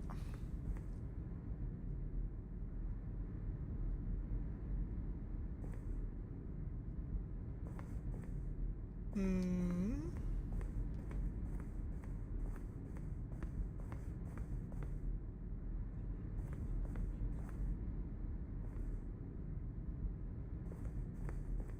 Now look closely, Stanley. See how it's impossible for the player to do anything in this room. Perfect example of poor level design. Textbook mistake. It's the kind of thing you pick up on intuitively if you have even the most fundamental understanding of good and bad game design and evil. But of course, you being you'll probably spend the next hour trying to solve it. Here, I'm just going to make this easy on you.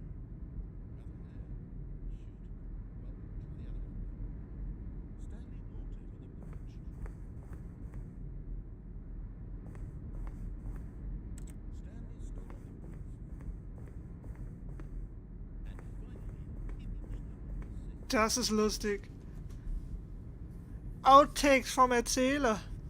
Diese Galerie ist eine schöne Idee. Ich feiere die.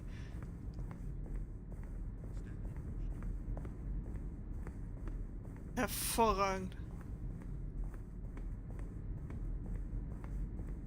Ah, da hinten waren wir schon. Gehen wir hier oben nochmal hin.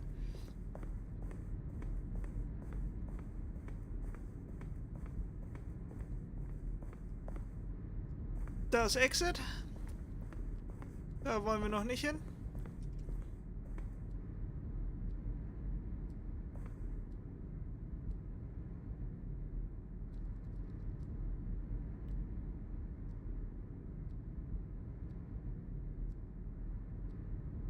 Oh.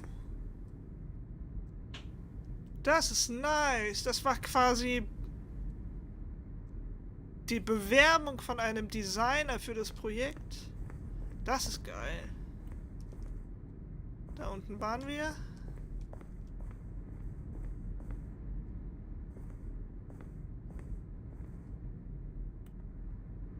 Evolution of Stanley's Office. 2011, 2012, 2013.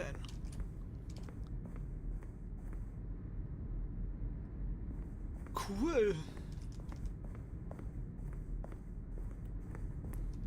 Ja, nice. Ich glaube, dann sind wir einmal durch.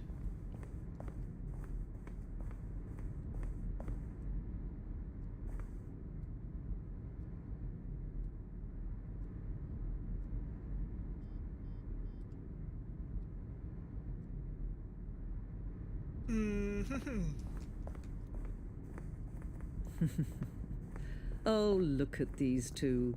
How they wish to destroy one another. How they wish to control one another.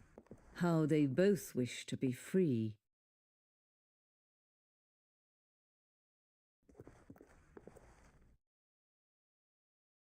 Can you see?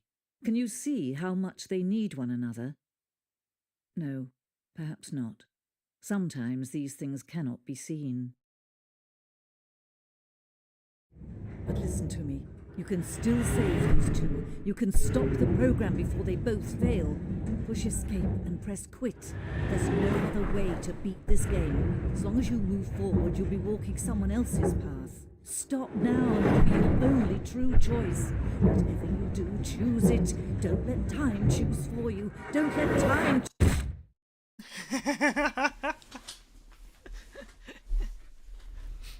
Haha.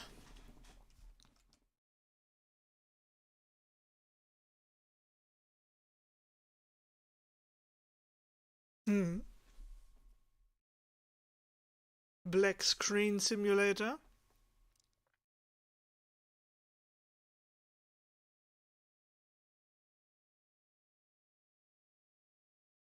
Da kommt doch gleich bestimmt noch was. Das Spiel startet doch gleich wieder neu.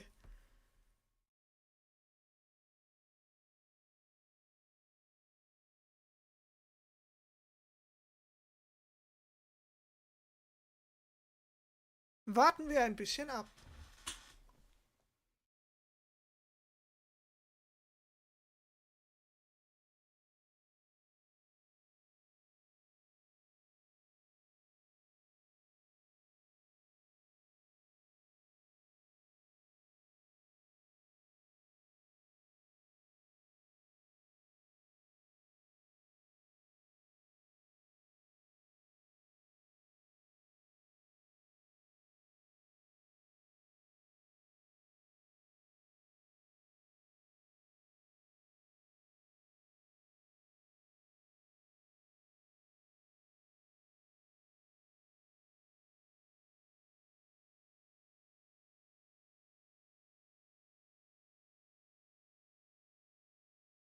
Hm.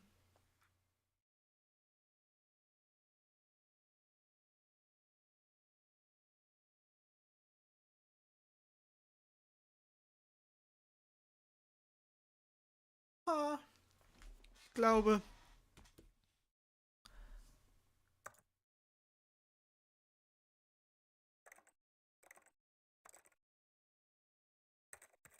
Könnte, wenn wir gerade hier sind, die Musiklautstärke minimal runterdrehen.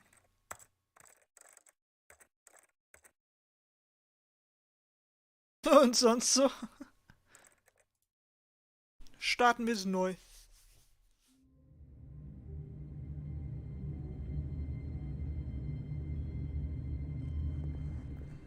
All of his co-workers were gone. What could it mean? Stanley decided to go to the meeting room. Perhaps he had simply missed a memo.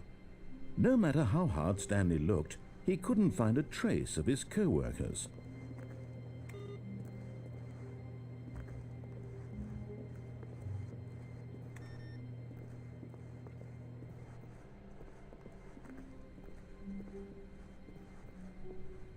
When Stanley came to a set of 2 open doors, he entered the door on his left.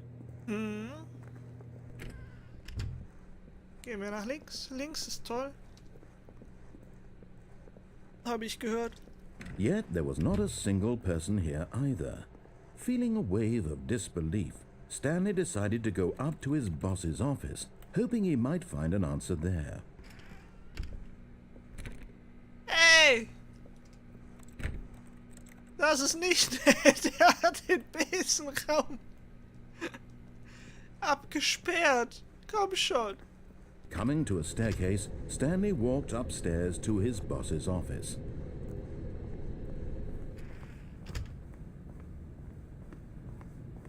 The moment he entered his manager's office, Stanley froze in his tracks. Not a living soul anywhere. Could he really be all alone? This was too much for Stanley to take, too much for any man to take. He fell to his knees, bursting into half moans, half sobs, the guttural retching of life from a man denied any hope, any reason to keep going. Here on the floor he lay prone, paralyzed by fear for nearly a full hour. But when at last he began to move about and survey the situation, he found a keypad behind the boss's desk. What could it mean? Was it a sign of hope for Stanley's future? Alas, it was not. For although this keypad guarded the terrible secret of Stanley's past, it had been assigned a 4-digit code so devious and so random that no man could ever hope to guess it. 2-8. Stanley was in such a rush to get through the story as quickly as possible, he didn't even have a single minute to just let the narrator talk. That kind of anxiety isn't healthy, so he relaxed for a few moments with some calming New Age music.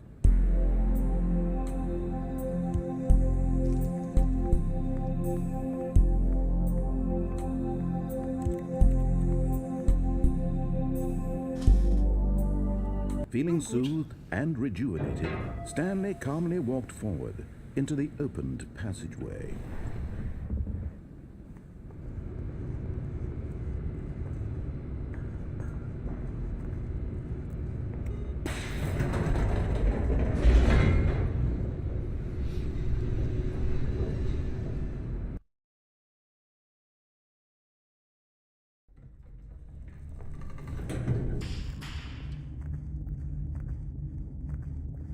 Stanley walked straight ahead through the large door that read Mind Control Facility.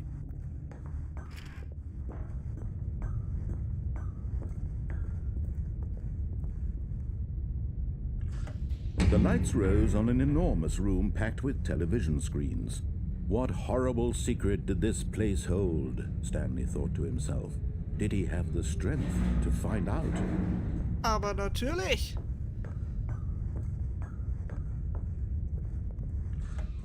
Now the monitors jumped to life, their true nature revealed.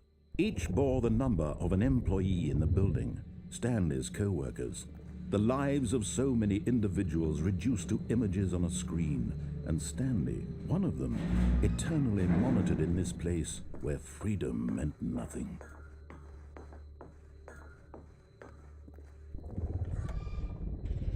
This mind control facility, it was too horrible to believe. It couldn't be true. Had Stanley really been under someone's control all this time? Was this the only reason he was happy with his boring job? That his emotions had been manipulated to accept it blindly? No, he refused to believe it. He couldn't accept it. His own life in someone else's control? Never! It was unthinkable. Wasn't it? Was it even possible? Had he truly spent his entire life utterly blind to the world? But here was the proof. The heart of the operation. Controls labeled with emotions. Happy, or sad, or content. Walking, eating, working. All of it monitored and commanded from this very place. And as the cold reality of his past began to sink in, Stanley decided that this machinery would never again exert its terrible power over another human life. For he would dismantle the controls once and for all.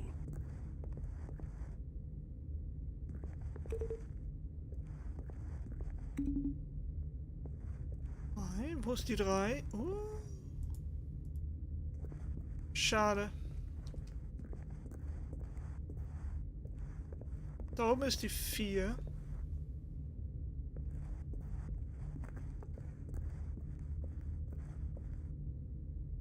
Da ist die 5. Da ist die 3.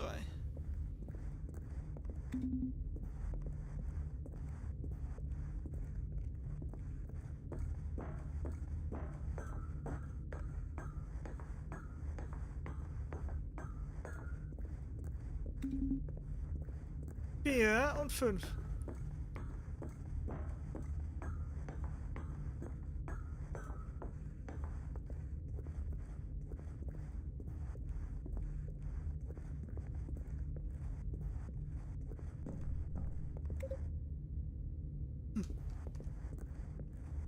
Nope, da gehe ich nicht rein. Noch nicht.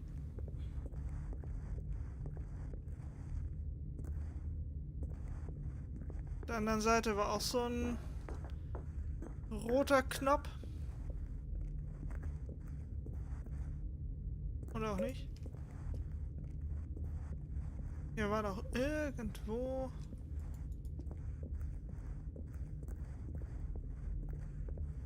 Powerknopf. Den meine ich nicht.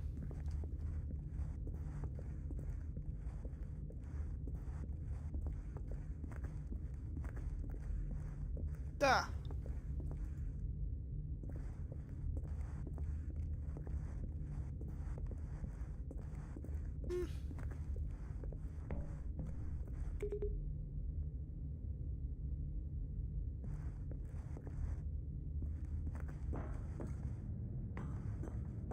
Nehmen wir hier mal die andere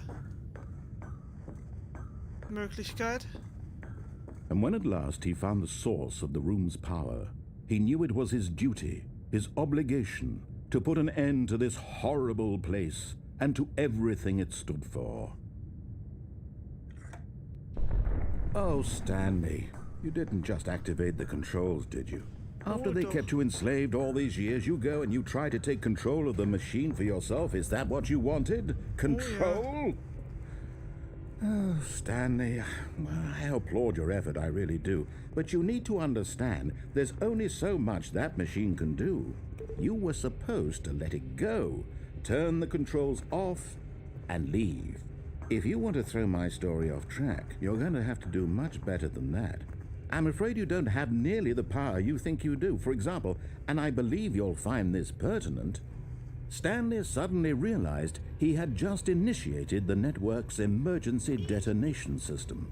In the event that this machine is activated without proper DNA identification, nuclear detonators are said to explode, eliminating the entire complex. How long until detonation then? Let's say, 2 minutes. Ah, now this is making things a little more fun, isn't it, Stanley? It's your time to shine. You are the star. It's your story now. Shape it to your heart's desires.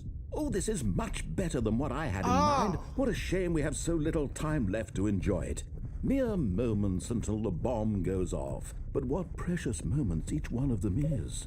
More time to talk about you, about me, where we're going, what all this means. I barely know where to start. What's that? You'd like to know where your co-workers are? A moment of solace before you're obliterated? All right, I'm in a good mood. You're going to die anyway. I'll tell you exactly what happened to them. I erased them. I turned off the machine. I set you free. Of course, that was merely in this instance of the story. Sometimes when I tell it, I simply let you sit there in your office forever, pushing buttons endlessly and then dying alone. Other times, I let the office sink into the ground, swallowing everyone inside, or I let it burn to a crisp. I have to say this, though, this version of events has been rather amusing. Watching you try to make sense of everything and take back the control wrested away from you, it's quite rich. I almost hate to see it go. But I'm sure whatever I come up with on the next go-around will be even better. My goodness, only 34 seconds left.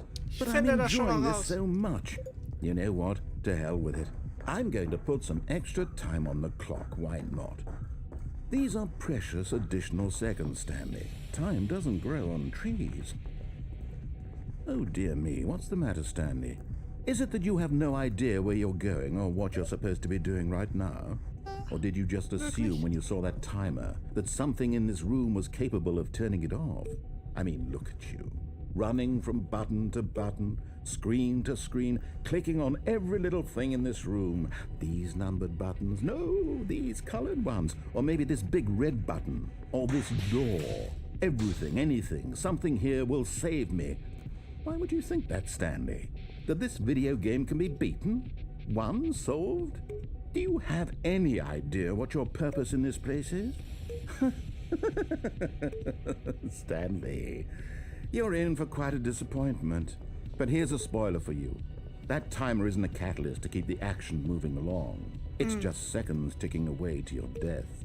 You're only still playing instead of watching a cutscene because I want to watch you for every moment that you're powerless. To see you made humble. This is not a challenge. It's a tragedy. You wanted to control this world, that's fine. But I'm going to destroy it first, so you can't. Take a look at the clock, Stanley. That's 30 seconds you have left to struggle. 30 seconds until a big boom and then nothing. No ending here, just you being blown to pieces. Will you cling desperately to your frail life, or will you let it go peacefully? Another choice. Make it count. Or don't. It's all the same to me, all a part of the joke. And believe me, I will be laughing at every second of your inevitable life from the moment we fade in until the moment I say, happily ever after. Was kann schon schief gehen? Oh ja.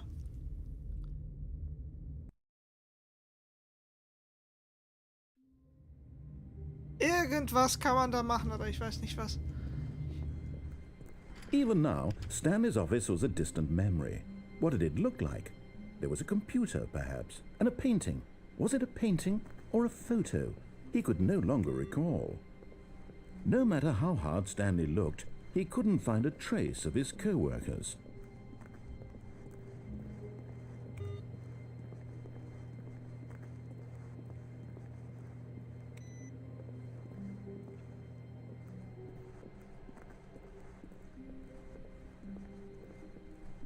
When Stanley came to a set of 2 open doors, he entered the door. This was not the correct way to the meeting room, and Stanley knew it perfectly well. Perhaps he wanted to stop by the employee lounge first, just to admire it. The lounge was sublime, a work of art. What was it about this room that called so deeply, and but eager to get back to business, Stanley took the first open door on his left. Nah. Stanley was so bad at following directions, it's incredible he wasn't fired years ago. Look, Stanley, I think perhaps we've gotten off on the wrong foot here. I'm not your enemy, really, I'm not. I realize that investing your trust in someone else can be difficult, but the fact is that the story has been about nothing but you all this time. There's someone you've been neglecting, Stanley. Someone you've forgotten about. Please, stop trying to make every decision by yourself. Now, I'm not asking for me, I'm asking for her. For This is it, her? Stanley. Your chance to redeem yourself, to put your work aside, to let her back into your life. She's been waiting. Wer ist sie? That's her, Stanley. You need...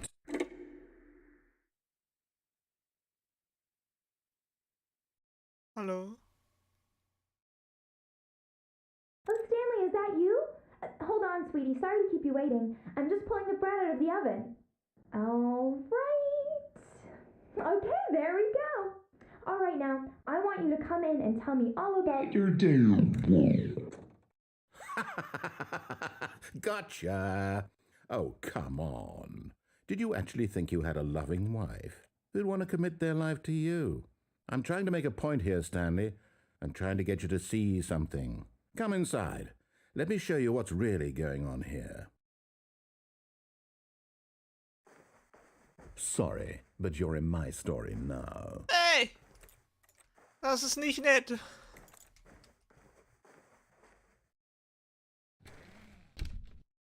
This is a very sad story about the Mwah. death of a man named Stanley. Drücke 8 auf deiner Tastatur. Bitteschön. Stanley is quite a boring fellow. He has a job that demands nothing of him, and every button that he pushes is a reminder of the inconsequential nature of his existence. Drücke 3. Ich habe keine Ahnung, was die Hotkeys für OBS Look at sind him bei there, mir. pushing buttons, doing exactly what he's told to do. Now he's pushing a button. Now he's eating lunch. Now he's going home. Now he's coming back to work. One might even feel sorry for him, except that he's chosen this life. But in his mind, he can go on fantastic adventures. From behind his desk, Stanley dreamed of wild expeditions into the unknown, fantastic discoveries of new lands. It was wonderful, and each day that he returned to work was a reminder that none of it would ever happen to him. Drücke 5, um And so he fernzusehen. began to fantasize about his own job. First, he imagined that one day while at work, he stepped up from his desk to realize that all of his co-workers, his boss, everyone in the building had suddenly vanished off the face of the earth. The thought excited him terribly. So he went further. He imagined that he came to 2 open doors and that he could go through either. At last, choice. It barely even mattered what lay behind each door. The mere thought that his decisions would mean something was almost too wonderful to behold. As he wandered through this fantasy world, he began to fill it with many possible paths and destinations. Down one path lay an enormous round room with monitors and mind controls. And down another was a yellow line that weaved in many directions, and down another was a game with a baby. And he called it the Stanley Parable. It was such a wonderful fantasy, and so in his head he relived it again, and then again, and again, over and over, wishing beyond hope that it would never end, that he might always feel this free. Surely there's an answer down some new path, mustn't there be? Perhaps if he played just one more time. But there is no answer. How could there possibly be? In reality, all he's doing is pushing the same buttons he always has. Nothing has changed. The longer he spends here, the more invested he gets, the more he forgets which life is the real one. And I'm trying to tell him this, that in this world he can never be anything but an observer, that as long as he remains here, he's slowly killing himself. But he won't listen to me. He won't stop. Here, watch this.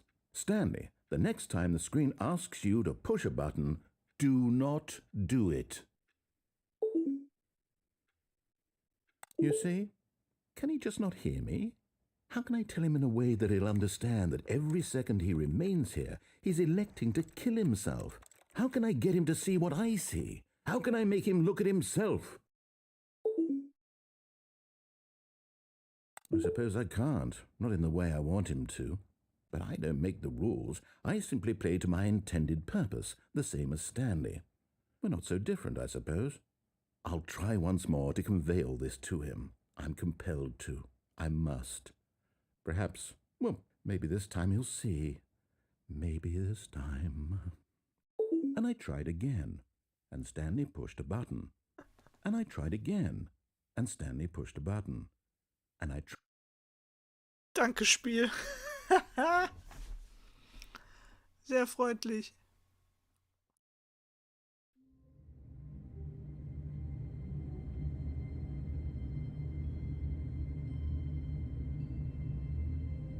Nochmal und diesmal. All of his co-workers were gone.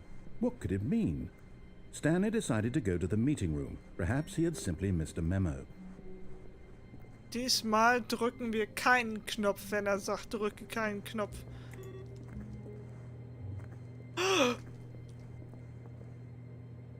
Da ist jemand lang gelaufen, ich hab's genau gesehen. Da war jemand.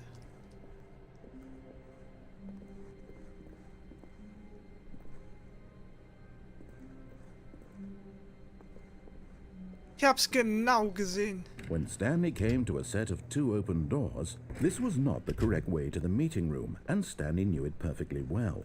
Perhaps he wanted to stop by the employee lounge first, just to admire it.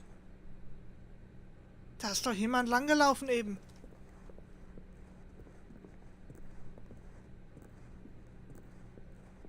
Standing now in this incredible room, Stanley for the first time understood true happiness. Then the feeling went away, and he felt sad again. Then it came back, but eager to get back to business, Stanley took the first open door on his left. Noch nicht alle Kollegen in Quarantäne anscheinend. Nope. Stanley was so bad at following directions, it's incredible he wasn't fired years ago. Look, Stanley, I think perhaps we've gotten off on the wrong foot here. I'm not your enemy, really, I'm not. I realize that investing your trust in someone else can be difficult, but the fact is that the story has been about nothing but you all this time. There's someone you've been neglecting, Stanley. Someone you've forgotten about. Please, stop trying to make every decision by yourself. Now, I'm not asking for me, I'm asking for her. This is it, Stanley. Your chance to redeem yourself. To put your work aside. To let her back into your life. She's been waiting. Wir könnten auch das Telefon einfach klingeln lassen. Ich glaube, wir lassen das Telefon einfach klingeln. That's her, Stanley. You need to be the one to do this. To reach out to her. If you can... Oh, no, you can't... Did you just unplug the phone? No, that wasn't supposed to be a choice. How did you do that? You actually chose incorrectly? I didn't even know that was possible. Let me double check. No, it's definitely here, clear as day. Stanley picks up the phone. He's taken to his apartment where he finds his wife, and the two pledge themselves to one another. Music comes in, fade to white, roll credits. Not picking up the phone is actually somehow an incorrect course of action. How is that even possible? None of these decisions were supposed to mean anything. I don't understand. How on earth are you making meaningful choices? What did you... Wait a second. Did I just see... No, that's not possible. I can't believe it. How had I not noticed it sooner? You're not Stanley. You're a real person. I can't believe I was so mistaken. This is why you've been able to make correct and incorrect choices. And to think I've been letting you run around in this game for so long. If you'd made any more wrong choices, you might have negated it entirely. It's as though you completely ignored even the most basic safety protocol for real-world decision-making. Or did you not grasp the severity of the situation? Well, I won't have that kind of risk on my watch. I'm going to stop the game for a moment so we can educate you properly on safe decision-making in the real world. Please observe this helpful instructional video. Choice. It's the best part of being a real person, but if used incorrectly can also be the most dangerous. For example, in this scenario, a hypothetical real person named Stephen has a choice. He could spend years helping improve the quality of life for citizens of impoverished third world nations, or he could systematically set fire to every orphan living in a 30-kilometer radius of his house. Which choice would you make? Remember that unlike here, the real world makes sense, and at no time should you make a choice that does not conform to rational logic. If you find yourself speaking with a person who does not make sense, in all likelihood, that person is not real.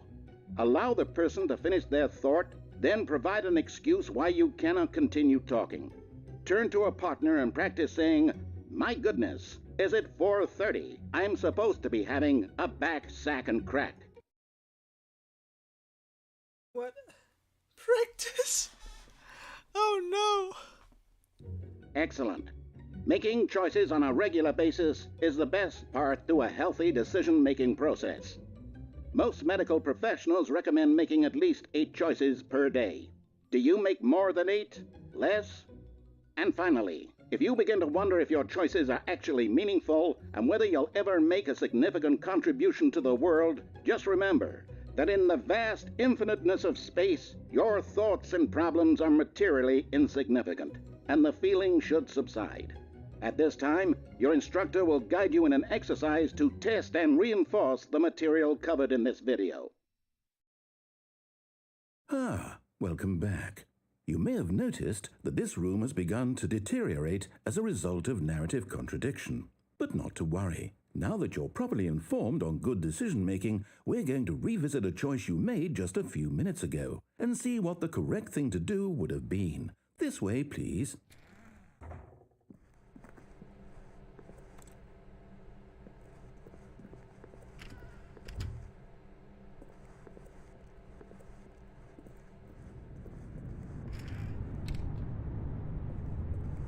Okay.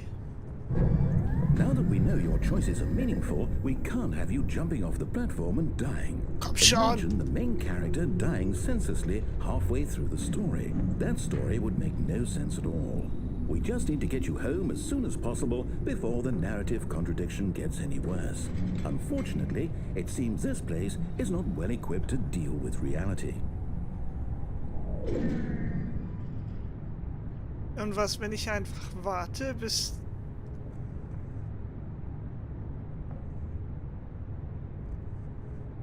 das alles kaputt geht?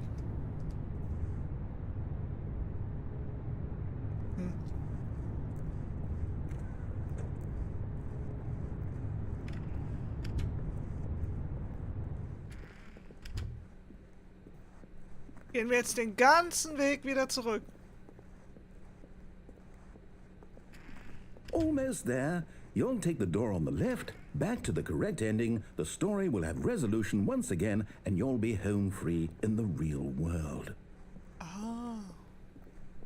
Now remember, all you need to do is behave exactly as Stanley would. That means choosing responsibly and always putting the story first. I'm quite sure you'll be up to the task. Just follow my lead and you'll be fine. All right. When Stanley came to a set of 2 open doors, he entered the door on his left.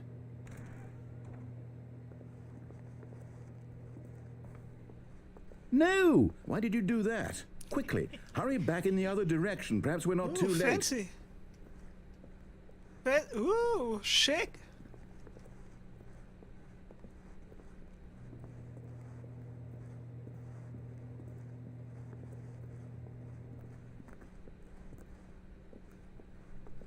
Okay, ich kann nur die linke nehmen.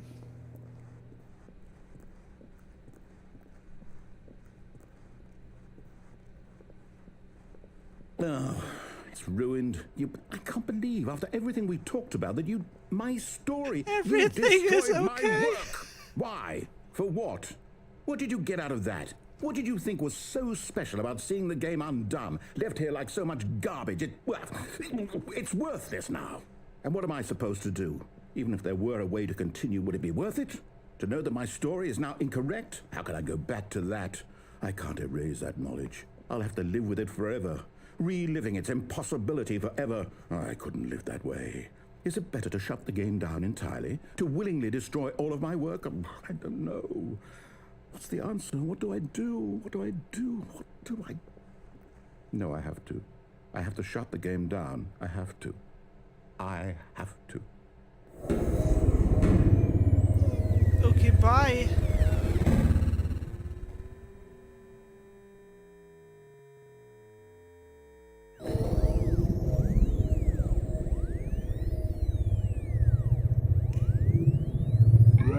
Oh, I'm here.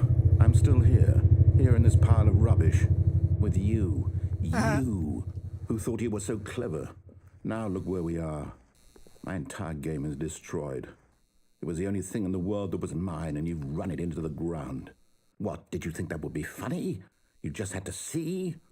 Didn't I impress upon you how important it was to be like Stanley? He actually knows how to do what I tell him to. He understands that if I say to do something, there's a damn good reason for it. That thought hadn't even occurred to you, had it? That there's a world outside of you? You're a child. Oh, my story. If you'd just gone through the door on the left, you would have seen it. There was a whole underground facility. You would have destroyed it and been victorious. It would have been so perfect. I worked so hard on it. I tried so hard. Behave exactly as Stanley would. That means choosing responsibly and always putting the story first. I'm quite sure you'll be up to the task. Just follow my lead and you'll be fine. All right. When Stanley came to a set of 2 open doors, he entered the door on his left. No! Why did you do that? Quickly, hurry. Is behaving. Ah, sehr gut. Hervorragend. Ich hab's kaputt gemacht. When Stanley came to a set of 2 open doors, he entered the door on his left.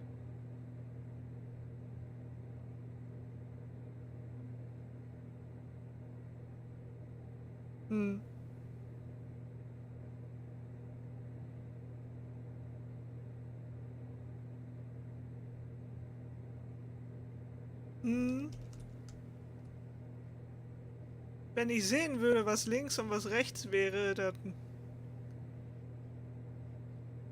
dann könnte man vielleicht auch rechts oder links gehen.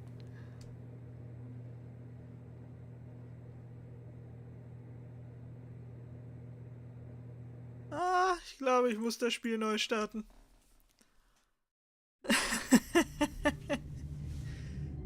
Ah, herrlich. Stanley decided to go to the meeting room to check on his co-workers. He never functioned well by himself and constantly needed support and guidance from others, so the thought of total solitude was terrifying to him.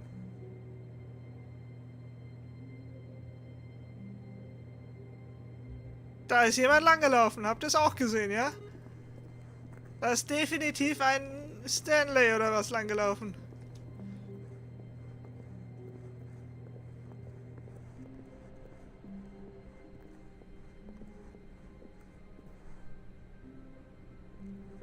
When Stanley came to a set of 2 open doors, he entered the door on his left. This was not the correct way to the meeting room, and Stanley knew it perfectly well. Perhaps he wanted to stop by the employee lounge first, just to admire it. Möglich. Stanley felt lightheaded, wunderschön. butterflies in his stomach, giddy in a way he had never known before. Was it this? But eager to get back to business, Stanley took the first open door on his left. Das war zu viel für das Spiel. Stanley was so bad at following directions, it's incredible he wasn't fired years ago. Sind die neuen Online-Features? Ach so. Look, Stanley, I think perhaps we've gotten off on the wrong foot here. But in his eagerness to prove that he is in control of the story and no one gets to tell him what to do, Stanley leapt from the platform and plunged to his death. Good job, Stanley. Everyone thinks you are very powerful.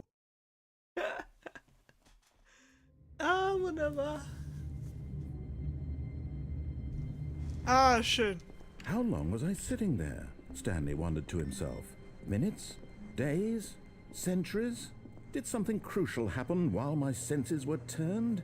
He made a note to be more careful with time from now on. Wir werden gleich das Telefon mal durchklingeln lassen. Wir werden nicht den Stecker ziehen und wir werden nicht abheben. Wir werden es einfach When klingeln Stanley lassen. came to a set of two open, this was not the correct way to the meeting room, and Stanley knew it perfectly well. Perhaps he wanted to stop by the employee lounge first, just to admire it. The lounge was grand, majestic, perhaps too majestic, like a combination of a much smaller version and a much larger version of this exact room. It all made Stan, but eager to get back to business, Stanley took the first open door on his left.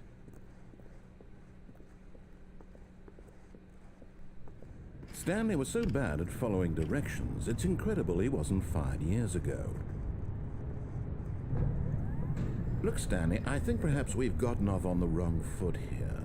I'm not your enemy, really, I'm not. I realize that investing your trust in someone else can be difficult, but the fact is that the story has been about nothing but you all this time. There's someone you've been neglecting, Stanley. Someone you've forgotten about. Please, stop trying to make every decision by yourself. Now, I'm not asking for me, I'm asking for her. This is it, Stanley. Your chance to redeem yourself, to put your work aside, to let her back into your life. She's been waiting. That's her, Stanley. You need to be the one to do this, to reach out to her. If you can truly place your faith in another, then pick up the phone. Nope.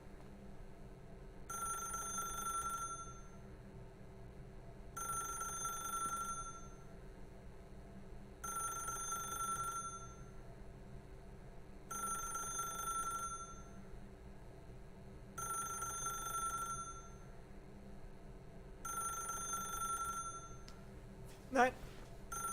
Ich möchte dieses Telefon nicht abheben. Werde dieses Telefonat nicht annehmen.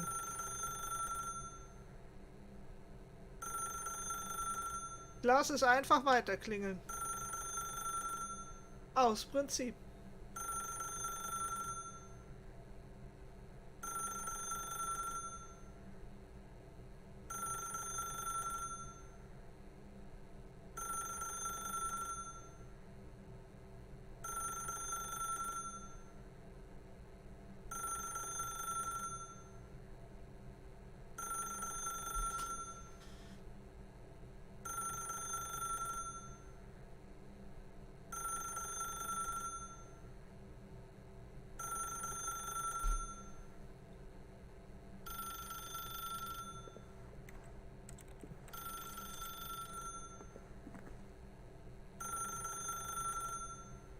Okay, vielleicht geht nur noch Stecker ziehen und Telefonat annehmen. Na gut.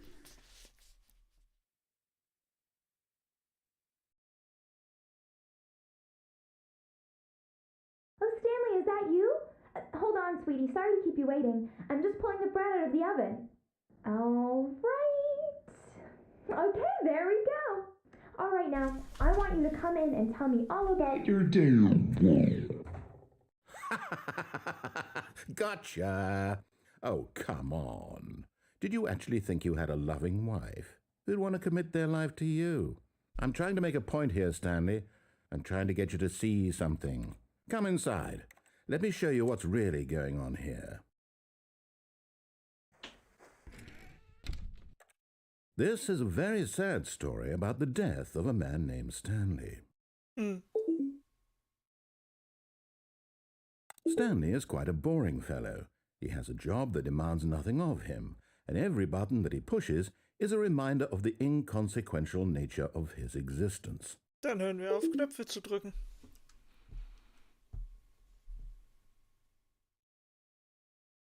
Dann hören wir auf. Knöpfe zu drücken. Look at him there, pushing buttons, doing exactly what he's told to do. Now he's pushing a button. Now he's eating lunch. Now he's going home. Now he's coming back to work. One might even feel sorry for him, except that he's chosen this life. But in his mind, he can go on fantastic adventures. From behind his desk, Stanley dreamed of wild expeditions into the unknown, fantastic discoveries of new lands. It was wonderful, and each day that he returned to work was a reminder that none of it would ever happen to him. And so he began to fantasize about his own job. First, he imagined that one day while at work, he stepped up from his desk to realize that all of his co-workers, his boss, everyone in the building had suddenly vanished off the face of the earth. The thought excited him terribly. So he went further. He imagined that he came to 2 open doors and that he could go through either. At last, choice. It barely even mattered what lay behind each door. The mere thought that his decisions would mean something was almost too wonderful to behold.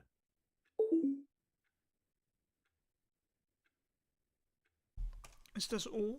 As he wandered through this fantasy world, he began to fill it with many possible paths and destinations. Down one path lay an enormous round room with monitors and mind controls. And down another was a yellow line that weaved in many directions, and down another was a game with a baby. And he called it the Stanley Parable. It was such a wonderful fantasy, and so in his head he relived it again, and then again, and again, over and over, wishing beyond hope that it would never end, that he might always feel this free. Surely there's an answer down some new path, mustn't there be? Perhaps if he played just one more time. But there is no answer. How could there possibly be? In reality, all he's doing is pushing the same buttons he always has. Nothing has changed. The longer he spends here, the more invested he gets, the more he forgets which life is the real one. And I'm trying to tell him this, that in this world he can never be anything but an observer, that as long as he remains here, he's slowly killing himself. But he won't listen to me. He won't stop. Here, watch this. Stanley, the next time the screen asks you to push a button, do not do it. Wir drücken keine Knöpfe.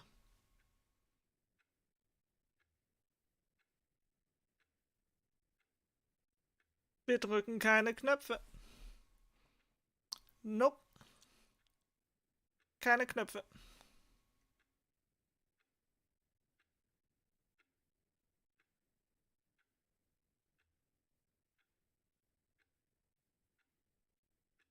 Keine Knöpfe.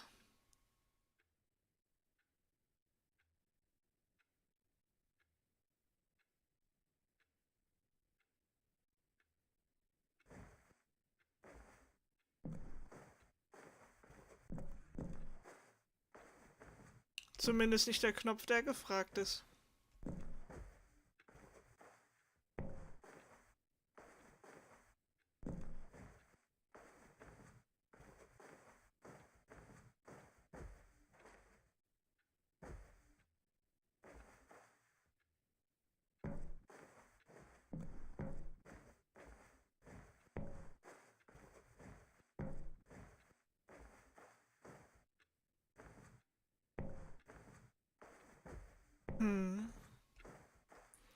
Ich habe das Gefühl, ich muss diesen Knopf drücken.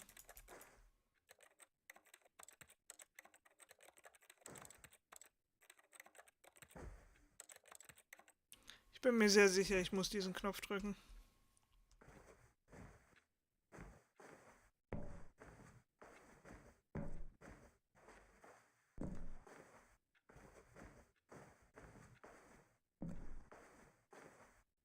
Was meint ihr? Drücken wir den Knopf oder warten wir noch ein bisschen?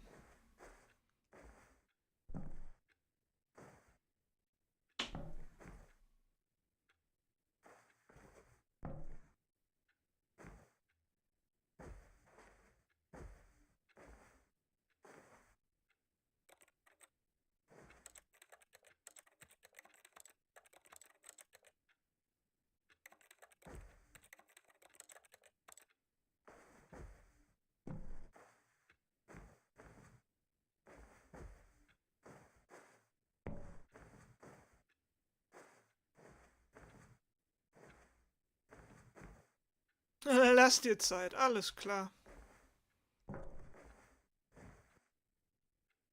Ich lass mir Zeit.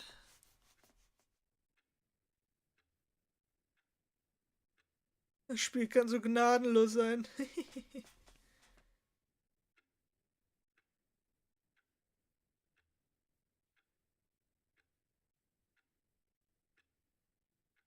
Dann warten wir noch ein Momentchen. Habt ihr alle was zum Knabbern?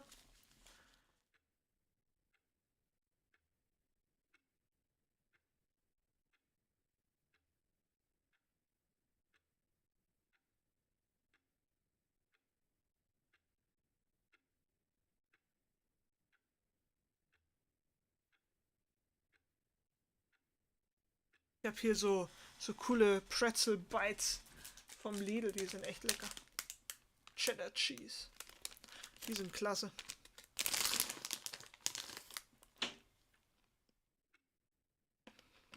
Und draußen ist es ganz schön windig.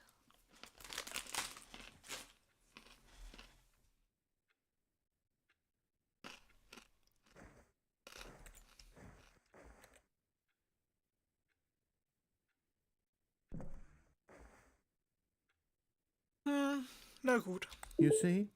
Can he just not hear me? How can I tell him in a way that he'll understand that every second he remains here, he's electing to kill himself? How can I get him to see what I see? How can I make him look at himself?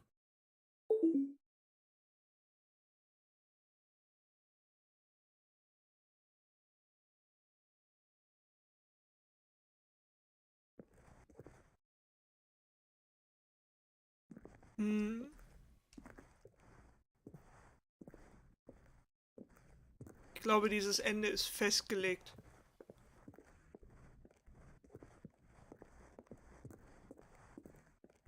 Man bewegt sich auch relativ schnell in diesem Spiel.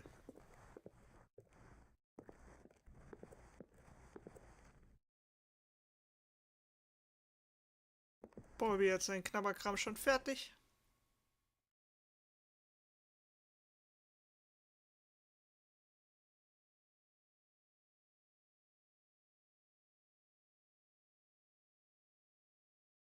Ob diese Uhr tatsächlich Sekunden runterzählt, Sekunden, Minuten?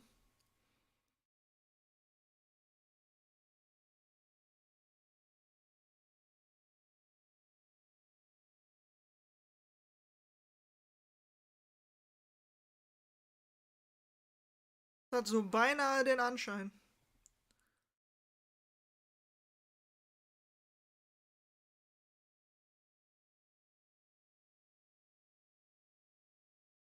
I suppose I can't, not in the way I want him to.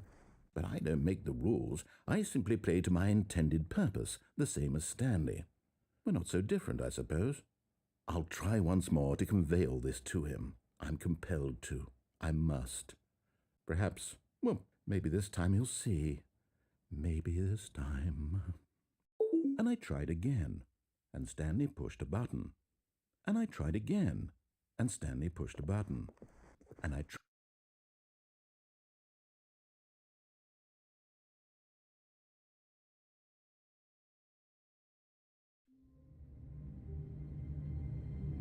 Das wirkt momentan schon sehr festgelegt. Ja, ich glaube auch, es ist festgelegt.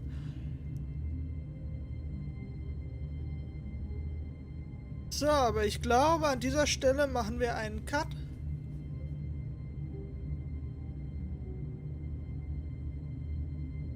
Ich glaube, wir sind so ziemlich durch alle Enden durch.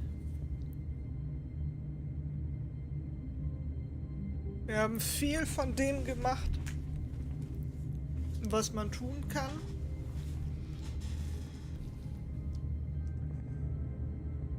Deshalb machen wir hier einen Cut.